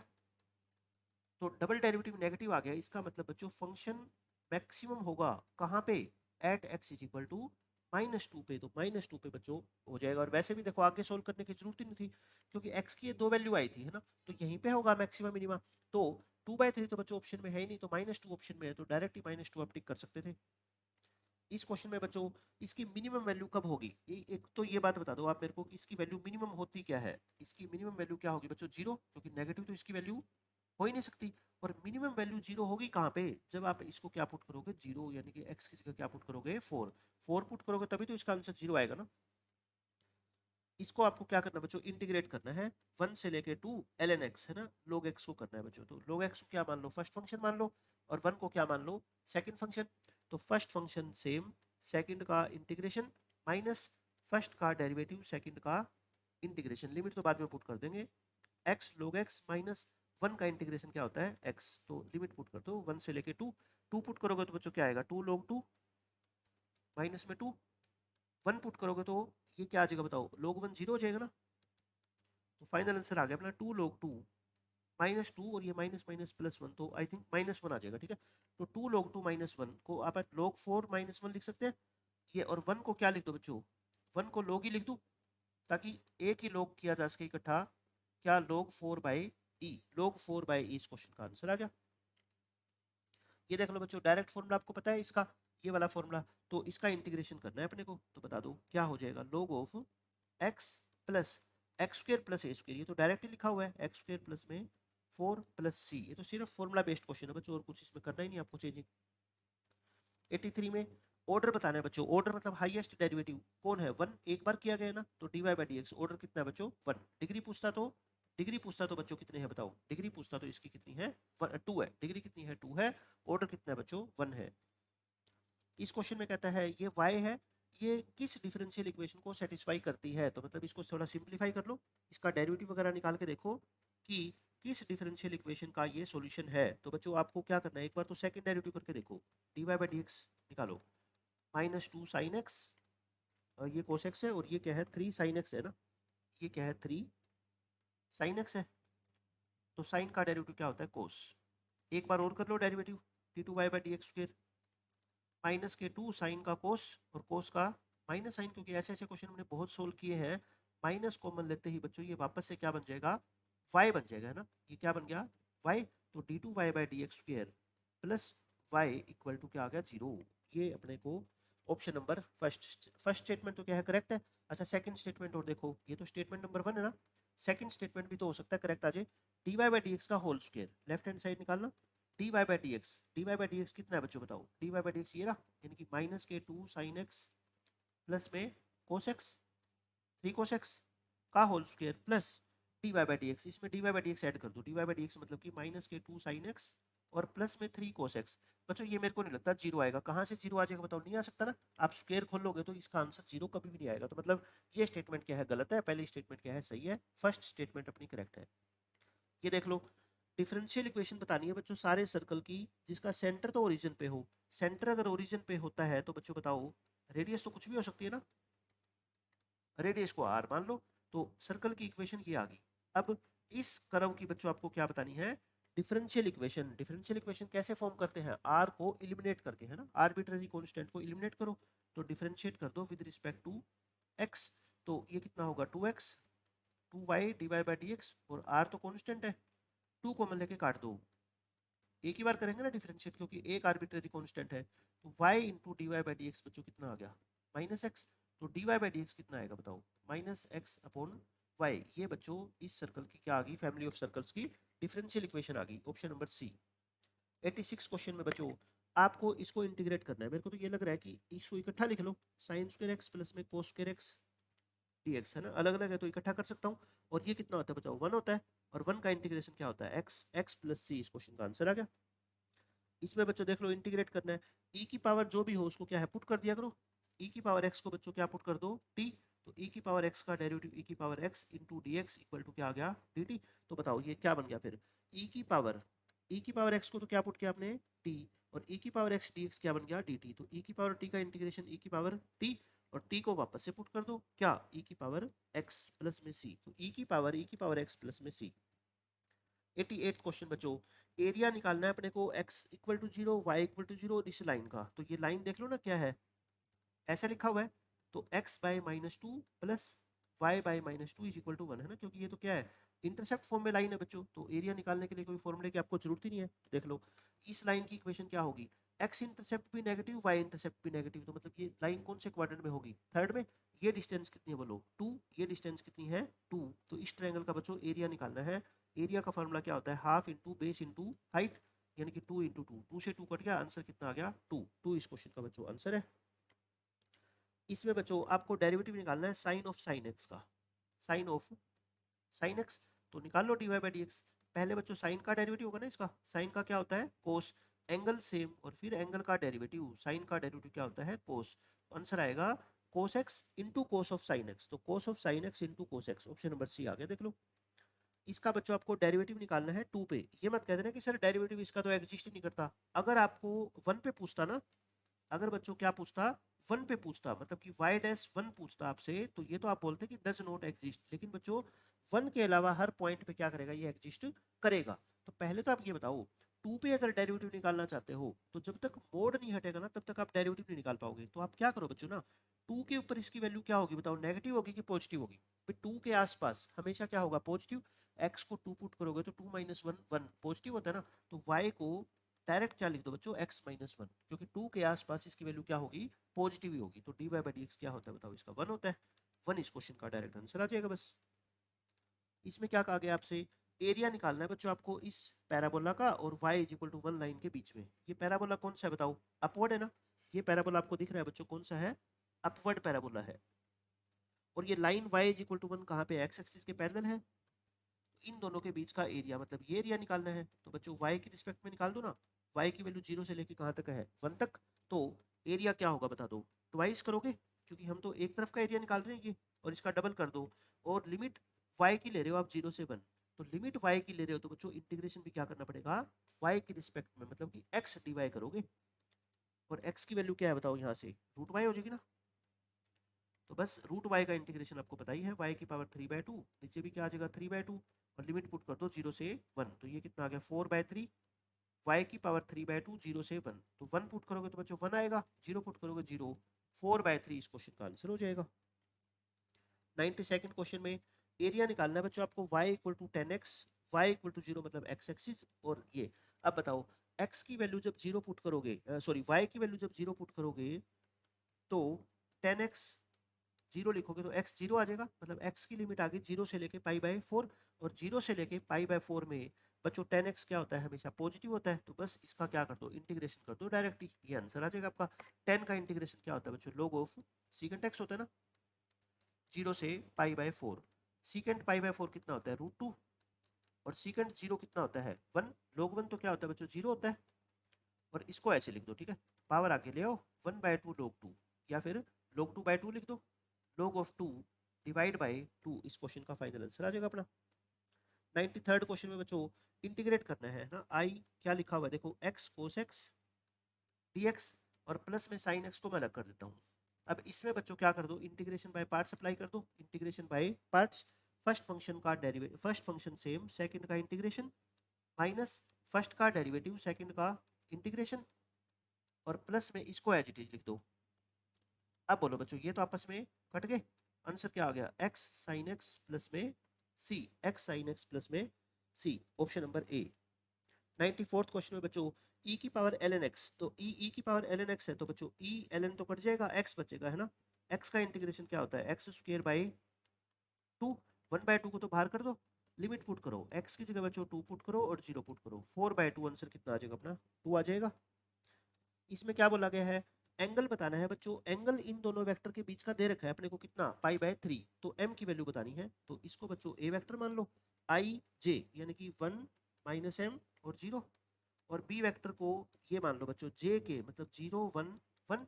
अब इन दोनों के बीच का एंगल पाई बाय थ्री है, तो फिर कोस पाई बाय थ्री की वैल्यू याद है ना, क्या होती है, दो वेक्टर के बीच का एंगल बच्चों a dot b upon magnitude of a vector into magnitude of b vector, करना है डॉट प्रोडक्ट, ये आएगी ऊपर, और नीचे क्या आएगी बच्चों, वन प्लस में एम स्क्र, और ये क्या आएगी बच्चों, वन प्लस में वन, तो कोस पाई बाय थ्री होता है वन बाय टू, तो one minus M upon root of one plus M square into root two, दोनों तरफ क्या कर दो, स्क्वेयरिंग कर दो, दोनों तरफ बच्चों स्क्वेयर करो, ऊपर वाले का स्क्वेयर करना, a square plus b square minus में टू ए बी, और ये करोगे तो क्या आ जाएगा, वन प्लस में एम स्क्वेयर। तो बच्चों अब क्या करो, ये टू से टू तो काट दो, क्रॉस मल्टीप्लाई कर दो, तो टू एम स्क्वेयर माइनस के फोर एम प्लस टू, और इक्वल टू क्या है, वन प्लस में एम स्क्वेयर, ये एम स्क्वेयर इधर ले आओ, और प्लस में क्या बच गया, वन। बताओ यहाँ तक समझ आ गई, तो ये वैल्यू अपने पास आ गई, तो अब क्या कर लो, बस m की वैल्यू निकाल लो, मेरे को दिख रहा है देखो, none of the above answer आएगा, क्यों, क्योंकि इन तीनों वैल्यू में से बच्चों कोई भी वैल्यू सेटिस्फाई कर ही नहीं रही है ना। तो m की वैल्यू निकालना चाहते हो तो निकाल लो, B square minus four A C upon two A, तो four plus minus root twelve upon two, ऊपर से बच्चों टू कॉमन लेके काट दो, आंसर कितना आएगा, two plus minus root three, ये तो है ही नहीं कहीं पे भी, डी ऑप्शन आ जाएगा अपना। इसमें क्या कहा गया बच्चों, what is the vector perpendicular to both the vectors this and this, तो बच्चों दो वेक्टर के परपेंडिकुलर हो, इसको मान लो आप ए वेक्टर है ना, 2D में मान लो, और इसको क्या मान लो आप, बी वेक्टर मान लो। तो बच्चों इन दोनों के जो परपेंडिकुलर होता है, तो फिर वो क्या होता है, इनकी क्रॉस प्रोडक्ट वाला वेक्टर होता है, ए क्रॉस बी, तो ए क्रॉस बी बच्चों आप निकाल लो है ना। इसको ऐसे भी मान सकते हो, वन माइनस वन जीरो, और ये क्या होता है, वन जीरो और जीरो, तो आई जे के 1 माइनस 1 0 1 0 0 कर लो सोल्व इसको। क्या आ गया 0 माइनस जे इंटू ये कितना आएगा बच्चों 0 आएगा और प्लस के इंटू 0 प्लस 1 यानी कि 0 0 और 1 ये कौन सा वेक्टर होता है के कैप होता है। के कैप इस क्वेश्चन का आंसर आ जाएगा। इसमें क्या बोला गया आपसे बच्चों the position vectors of point A and B are मतलब ये ए वेक्टर है समझ लो ये बी वेक्टर है लेंथ निकालनी है ए बी की यार क्या है बताओ ए बी वेक्टर निकाल लो ना। क्या होता है बी का पोजीशन वेक्टर माइनस ए का पोजीशन वेक्टर मतलब कि पहले ये लिख लो 1 1 माइनस 1 और दूसरी बार बच्चों ये लिख लो है ना। किसी को किसी में से घटा दो लेंथ ही तो निकालनी है आपको तो ये कितना आ गया आपका 6 और -3 तो ए बी वेक्टर का क्या निकाल दो मैग्नीट्यूड निकाल दो बस 4 प्लस 36 प्लस 9 यानी कि 7 इस क्वेश्चन का आंसर आ जाएगा।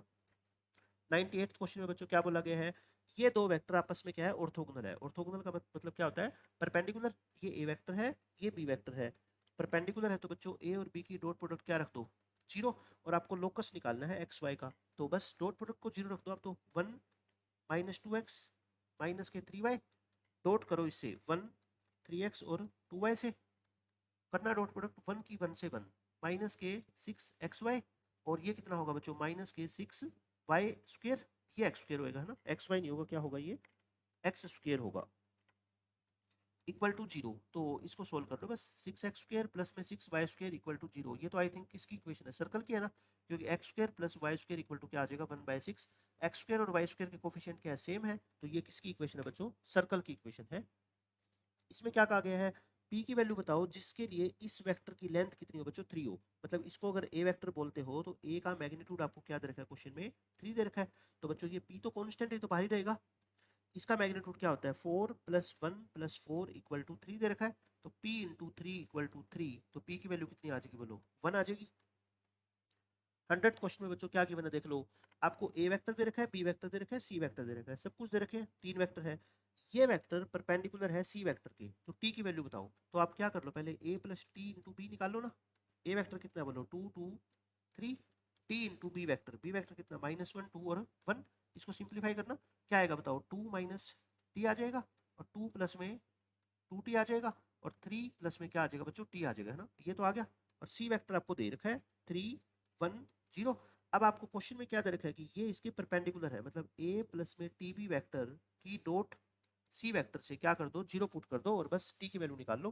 करना बच्चों इसकी और इसकी डॉट प्रोडक्ट करो पहले 3 इंटू क्या आ जाएगा 2 माइनस टी फिर 1 इंटू 2 प्लस 2t और फिर तो क्या आ जाएगा 0 आ जाएगा इक्वल टू 0 तो कर लो इसको 6 माइनस 3t और प्लस 2 प्लस में 2t तो 2t में से 3t के माइनस टी प्लस में 8 इक्वल टू 0 तो t की वैल्यू कितनी आ गई बच्चों 8 इस क्वेश्चन का करेक्ट आंसर है। आसान क्वेश्चन था ये तो।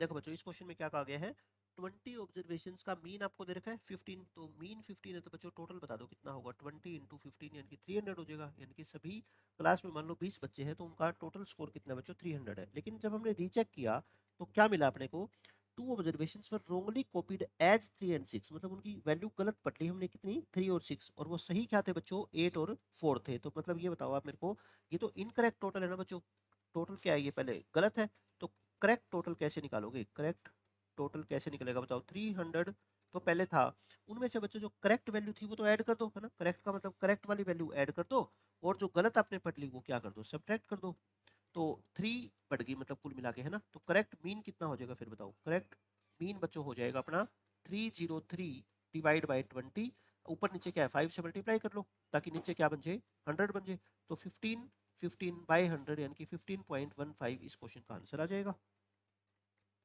ये देख लो बच्चों आपको पहले n नेचुरल नंबर के स्क्वायर का सम तो पता ही है ना ये होता है लेकिन निकालना क्या है मीन निकालना है इनका find the arithmetic mean of the square of the first n natural number. तो बच्चों ये अगर सम है तो मीन कितना हो जाएगा n से इसको क्या कर देंगे डिवाइड कर देंगे नंबर ऑफ ऑब्जर्वेशन कितने हैं n तो n से n कट जाएगा तो आंसर क्या आ जाएगा n+1 into 2n+1 divide by 6। ऐसे तो ओरल क्वेश्चन होते हैं। तो 103 में देखो बच्चों क्या बोला गया है कोरिलेशन रिग्रेशन में बच्चों आपको ये बात तो पता होनी चाहिए कि जो r होता है वो क्या होता है बच्चों P X Y into B Y X का ज्योमेट्रिक मीन होता है और इन तीनों के साइन क्या होते हैं सेम और इनकी प्रोडक्ट क्या होती है बच्चों 1 या 1 से छोटी क्योंकि r क्या होता है हमेशा 1 या 1 से छोटा होता है ना। r क्या होता है बच्चों 1 या 1 से छोटा होता है मोड r जिसको बोलते हैं ये। तो both regression coefficients have same sign बिल्कुल पी एक्स वाई और पी वाई एक्स की वैल्यू क्या होती है सेम होती है। अगर कहता है बच्चों एक रिग्रेशन कोफिशिएंट 1 से बड़ा है ना तो दूसरा बच्चों क्या होना चाहिए, 1 से छोटा होना चाहिए। बिल्कुल सही बात है, क्योंकि अगर एक 1 से बड़ा है, मान लेते हैं बच्चों बी एक्स वाई की वैल्यू 1 से बड़ी यानी कि 3/2 है, तो फिर बी वाई एक्स की वैल्यू क्या होनी चाहिए बताओ, 1 से छोटी। क्यों, अगर ये भी बच्चों 1 या 1 से बड़ी हो गई मान लो, तो फिर इन दोनों की प्रोडक्ट क्या हो जाएगी, 1 से बड़ी आ जाएगी। बट 1 से बड़ी तो इनकी प्रोडक्ट हो ही नहीं सकती। तो मतलब ये स्टेटमेंट भी सही है और ये स्टेटमेंट भी क्या है, सही है। थ्योरेटिकल देखो क्वेश्चन है, दोनों की दोनों स्टेटमेंट क्या है, करेक्ट है। इसमें क्या बोला गया है, ये कहता है बच्चों इनमें से क्या निकालने के लिए कम्युलेटिव फ्रीक्वेंसी डिस्ट्रीब्यूशन बनाना पड़ता है। मतलब सीएफ, सीएफ किसके लिए निकालनी पड़ती है, आपको याद है, मीडियन के लिए निकालनी पड़ती है, बाकी तो किसी के लिए सीएफ की जरूरत ही नहीं होती अपने को। अब बच्चों ये क्वेश्चन देखो गलत है। कोफिशिएंट ऑफ कोरिलेशन किसका मेजर है बच्चों, ये किसी का मेजर नहीं होता, ना तो मेजर ऑफ सेंट्रल टेंडेंसी होता, ना मेजर ऑफ डिस्पर्जन होता है ना। मेजर ऑफ सेंट्रल टेंडेंसी और मेजर ऑफ डिस्पर्जन दोनों में से कुछ नहीं होता, कहीं पे भी आप चेक कर सकते हो, थ्योरेटिकल क्वेश्चन है। कोफिशिएंट ऑफ कोरिलेशन यानी कि आर बच्चों, जो सेंट्रल टेंडेंसी के मेजर होते हैं वो तो क्या होते हैं, मीन, मीडियन और मोड। और जो डिस्पर्जन के होते हैं वो क्या होते हैं, मीन डेविएशन, स्टैंडर्ड डेविएशन और वेरिएंस। जो ये कोरिलेशन कोफिशिएंट होता है ना, या कोफिशिएंट ऑफ कोरिलेशन आर जिसको बोलते हैं, ये दोनों में से किसी का मेजर नहीं होता।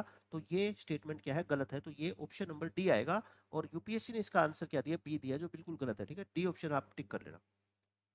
इस क्वेश्चन में देखो बच्चों क्या दे रखा है, 3 इवेंट म्यूचुअली एक्सक्लूसिव है। बच्चों म्यूचुअली एक्सक्लूसिव का मतलब क्या होता है कि ए और बी में कुछ भी कॉमन नहीं है ना, ये 5 होगा। बी और सी में कुछ भी कॉमन नहीं है, आपस में दो दो करके क्या है बच्चों, ये एक्सक्लूसिव है। सी और ए में बच्चों कुछ भी कॉमन नहीं है। तो फिर ये बताओ, तीनों में आपस में अगर कुछ भी कॉमन नहीं है, तो तीनों में एक साथ अगर कॉमन लूम है ए और बी और सी में, तो भी तो कुछ भी नहीं आएगा ना।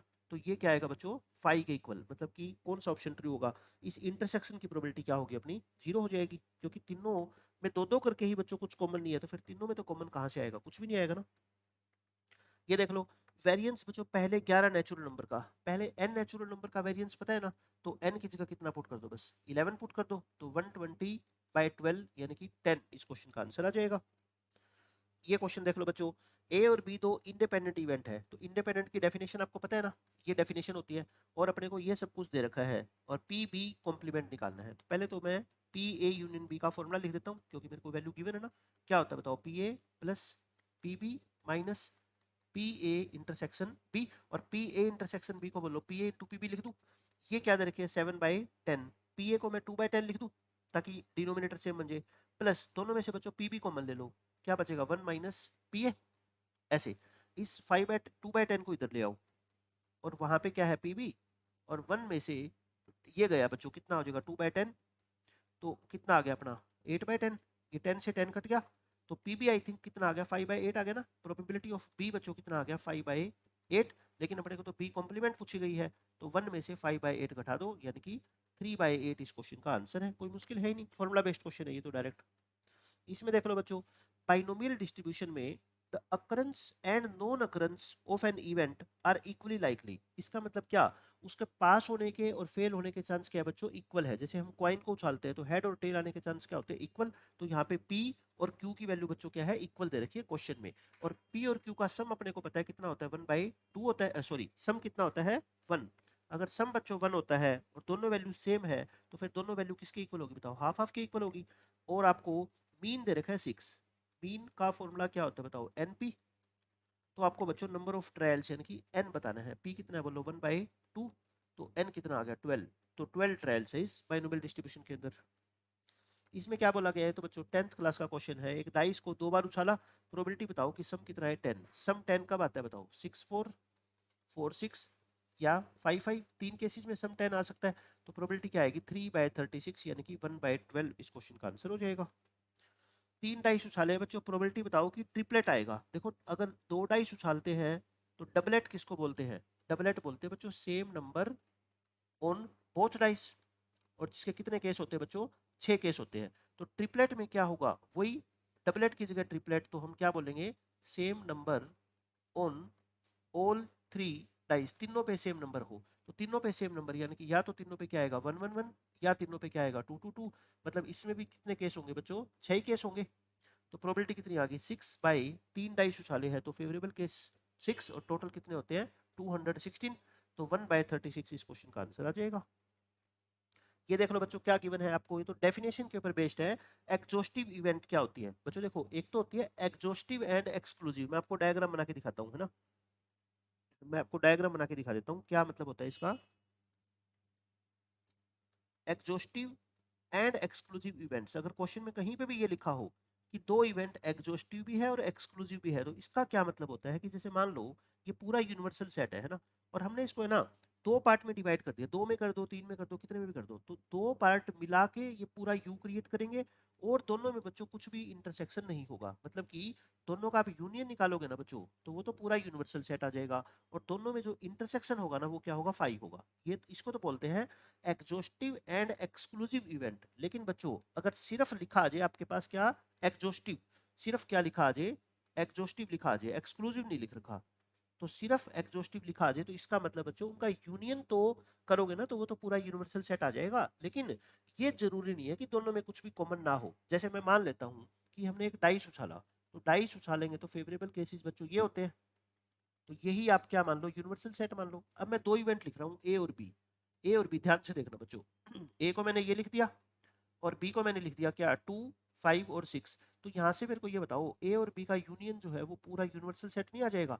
लेकिन ये एग्जॉस्टिव तो है, ये इवेंट बच्चों क्या है, एग्जॉस्टिव तो है, लेकिन एक्सक्लूसिव तो नहीं है ना, म्यूचुअली एक्सक्लूसिव नहीं है। तो एक्सक्लूसिव अगर एग्जॉस्टिव दोनों हो तो दोनों का यूनियन तो बच्चों यूनिवर्सल सेट ही आना चाहिए, बट दोनों में इंटरसेक्शन भी नहीं होना चाहिए कुछ भी। तो पहली स्टेटमेंट पढ़ो, ए और बी दो एग्जॉस्टिव इवेंट है तो उनकी यूनियन पूरा सैंपल स्पेस हो जाएगा। बिल्कुल देखो ये यूनियन है, सैंपल स्पेस बन गया ना, एग्जॉस्टिव होती है, तो ये स्टेटमेंट क्या है, ट्रू है। लेकिन सेकंड देखो, अगर एग्जॉस्टिव है तो intersection must be an empty event. Intersection कहता है एम्प्टी होना चाहिए, मैं कहता हूँ बच्चों ऐसा जरूरी नहीं है, क्योंकि एग्जॉस्टिव दे रखा है, एक्सक्लूसिव नहीं दे रखा आपको, ठीक है। तो ये इवेंट भी क्या है, एग्जॉस्टिव तो है, लेकिन इंटरसेक्शन देख लो एम्प्टी नहीं है, तो ये स्टेटमेंट क्या है, गलत है। तो सही स्टेटमेंट कौन सी है बच्चों, करेक्ट, सिर्फ फर्स्ट स्टेटमेंट करेक्ट है। ये देखो बच्चों डायरेक्ट थ्योरी बेस्ड क्वेश्चन है, आपको कितनी बार बता रखा है कि चाहे कितने भी नंबर का आप अर्थमेटिक मीन निकालो और उनका डेविएशन निकालोगे किससे, मीन से, है ना, तो वो हमेशा उनका एल्जेब्रिक सम क्या आएगा, 0। मतलब जैसे मान लो ये ऑब्जर्वेशन है आपके पास, इनका मीन कितना होगा बच्चों, 3। अब ये कहता है कि इस 1 का 3 से डिफरेंस निकालो, 2 का 3 से डिफरेंस निकालो, पांचों ऑब्जर्वेशन का 3 से डिफरेंस निकाल के इनके मीन से और उन सबको ऐड करोगे तो आंसर हमेशा क्या आएगा बच्चों, 0 आएगा, है ना। ये तो डायरेक्ट प्रॉपर्टी होती है मीन की। अच्छा उसके बाद फ्रीक्वेंसी डिस्ट्रीब्यूशन में मोड क्या होता है बच्चों, मोड उस वेरिएबल की वैल्यू होती है जिसकी फ्रीक्वेंसी क्या होती है, मैक्सिमम होती है, यही तो होता है। मैक्सिमम फ्रीक्वेंसी वाली वैल्यू को तो क्या बोलते हैं, मोड बोलते हैं। तो ये भी ट्रू है, ये भी ट्रू है बच्चों, दोनों की दोनों स्टेटमेंट क्या है, करेक्ट है अपनी। इस क्वेश्चन में देख लो क्या बोला गया आपसे, आपको बाइनोमियल डिस्ट्रीब्यूशन के अंदर पता है ना बच्चों, ये क्या होता है, मीन, और ये क्या होता है, वेरिएंस होता है। और वेरिएंस जो होता है हमेशा मीन से क्या होता है, छोटा। क्यों, क्योंकि बच्चों पी और क्यू दोनों हमेशा क्या होते हैं, जीरो से बड़े भी होते हैं, कोई वैल्यू जीरो नहीं हो सकती, सक्सेस की और फेलियर की प्रोबेबिलिटी। और दोनों का आंसर क्या होता है, 1 से छोटा। क्यों, क्योंकि बच्चों दोनों का सम ही जब 1 होता है। तो एक बात बताओ, जो एनपी होगा, तो एनपी क्यू अगर किसी नंबर को आप 1 से छोटे नंबर से मल्टीप्लाई करोगे तो वो नंबर पहले से क्या हो जाएगा, छोटा हो जाएगा, समझ रहे हो ना। अगर सारे नंबर क्या है, पॉजिटिव है तो फिर ये प्रॉपर्टी आपको सब कुछ पता है। तो बताओ क्या पहली कंडीशन ट्रू है, कौन सा बच्चों पैरामीटर हो सकता है, np इक्वल टू 2। अगर np 2 है तो npq बच्चों इससे बड़ा हो ही नहीं सकता, छोटा होगा 2 से, है ना, गलत। n अगर 4 है, p 3/2 बच्चों, p की वैल्यू 1 से बड़ी हो ही नहीं सकती। p और q दोनों क्या होते हैं बताओ, p और q दोनों क्या होते हैं, 1 से छोटे होते हैं ना, और 0 से क्या होते हैं, बड़े। n8 p1, p1 बच्चों नहीं हो सकता क्योंकि दोनों क्या होते हैं, 1 से छोटे होते हैं। ये हो सकता है फिर np अगर 10 है और npq कितना है बच्चों, 8 है, पॉसिबल है ना। देखो np को क्या पुट कर लो 10, तो q की वैल्यू कितनी आ गई, 4/5, q 4/5 है तो p कितना आ जाएगा, 1/5, और फिर अपना n कितना आ जाएगा, 50, n कितना आ गया 50। तो ये पॉसिबल है बच्चों, फोर्थ ऑप्शन अपना आंसर आ गया। ये देख लो इसमें क्या कहा गया है, कहता है अपने को नंबर ऑफ आउटकम बताने हैं, मतलब कि कितने केस पॉसिबल है, कब, when A coin is toast. पहले हमने क्या उछाला बच्चों, क्वाइन, देखो क्वाइन उछाला तो पहले या तो क्या आएगा, हेड, और या क्या आएगा, टेल। एक क्वाइन उछालेंगे तो हेड या टेल आएगा। लेकिन बाद में क्या कर रखा है, ध्यान से पढ़ो, and then a die is rolled. कहता है पहले तो आपने उछाला क्वाइन और फिर उछालेंगे डाइस, लेकिन कब, only in case the head is shown on the coin. मतलब कि डाइस आप तभी उछालोगे डाई को जब क्वाइन के ऊपर क्या आएगा बच्चों, हेड आएगा। तो इसका मतलब टोटल केसेस क्या क्या हो सकते हैं बताओ। एक बात बताओ बच्चों, पहले हमने क्वाइन उछाला तो क्वाइन के ऊपर ये जरूरी थोड़े कि हेड आएगा, टेल भी तो आ सकता है। आपने कहा कि सर टेल आ गया, अगर टेल आ गया तो बच्चों गेम खत्म, फिर तो हम कुछ नहीं करेंगे। लेकिन अगर हेड आ गया फिर हम क्या उछालेंगे, एक डाई उछालेंगे, तो मतलब हेड के साथ डाई उछालोगे तो उसके साथ 1 भी आ सकता है, 2 भी आ सकता है, डाई के ऊपर तो है ना, 3 भी आ सकता है, 4 भी आ सकता है, 5 भी आ सकता है और 6 भी आ सकता है। तो ये एक ये और 6 ये टोटल केसेस कितने हो गए बच्चों? 7। अच्छा क्वेश्चन था, कंफ्यूजिंग था थोड़ा है ना बच्चे के लिए।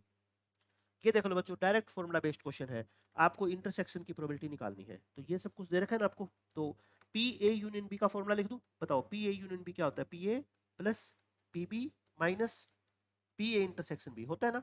और ये माइनस तो पहले ही दे रखा है अपने को, ये तो पहले ही दे रखा है ना। ये कितना है बच्चों? 2/5। इसकी वैल्यू कितनी है बोलो? 2/3। इसकी वैल्यू 2/5 और minus twice of P A intersection B हो गया। 2/5 से 2/5 बच्चों काट दो दोनों तरफ है ना, ये कैंसिल। तो 2/3 इक्वल टू क्या आ गया? 2 into probability of A intersection B.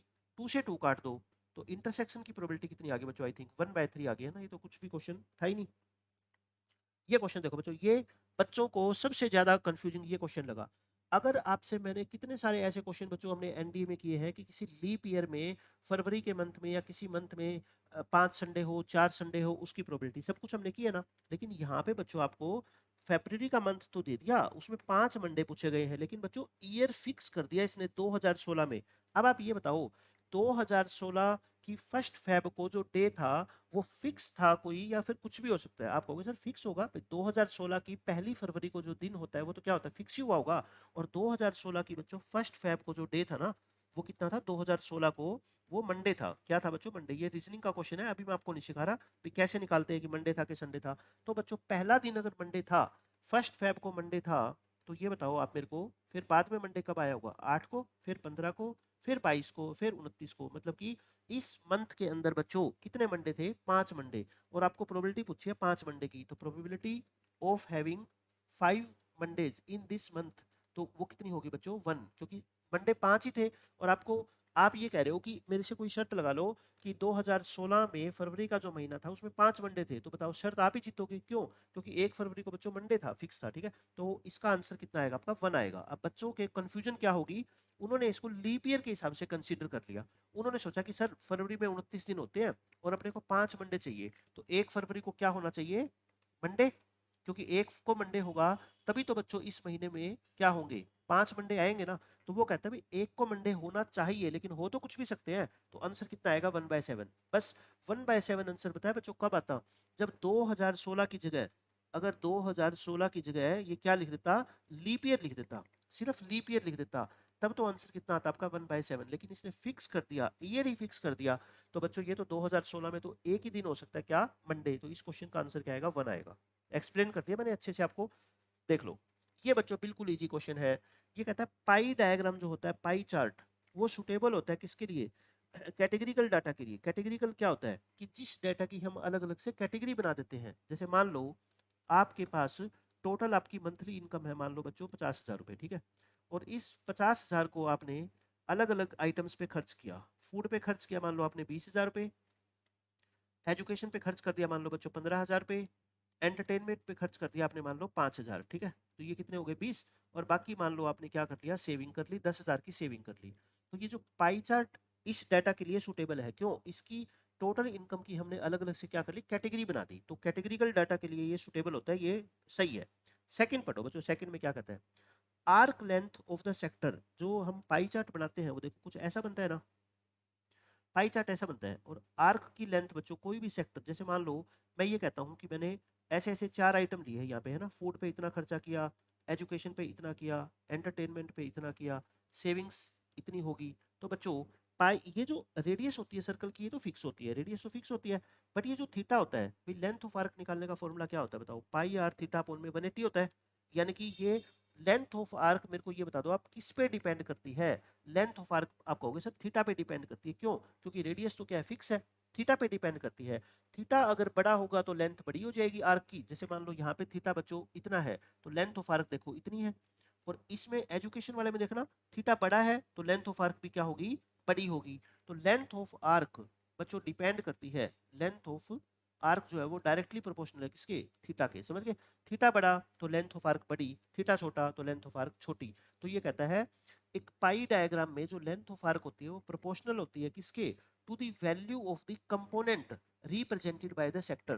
भाई ये सेक्टर मान लो किस कंपोनेंट को रिप्रेजेंट कर रहा है, एजुकेशन को रिप्रेजेंट कर रहा है। तो एजुकेशन के ऊपर खर्च किए गए पैसे की वैल्यू कितनी है, 15,000 है। तो फिर बताओ 15,000 के हिसाब से ही तो थीटा डिसाइड होगा, आप समझते हो ना। भाई ये थीटा कितना होगा, ये कौन डिसाइड करेगा कि इसकी वैल्यू 15,000 है कि 20,000 है, समझ गए। तो यहाँ पे 20,000 है तो थीटा क्या होगा, सबसे बड़ा। यहाँ पे थीटा क्या होगा, सबसे छोटा। तो ये सही लिख रखा है कि आर्क की लेंथ, मेरे को ये बताओ आर्क की लेंथ किस पे डिपेंड करती है, थीटा पे। और थीटा किस पे डिपेंड करता है बच्चों, इसकी वैल्यू पे, कि इसका कंपोनेंट फूड है। तो फूड की वैल्यू कितनी है, 20,000। तो थीटा डिपेंड करेगा 20,000 पे, और थीटा पे डिपेंड करेगी लेंथ ऑफ आर्क। तो इनडायरेक्टली बच्चों लेंथ ऑफ आर्क किस पे डिपेंड करती है, कंपोनेंट की वैल्यू पे डिपेंड करती है। तो ये स्टेटमेंट भी क्या है, सही है।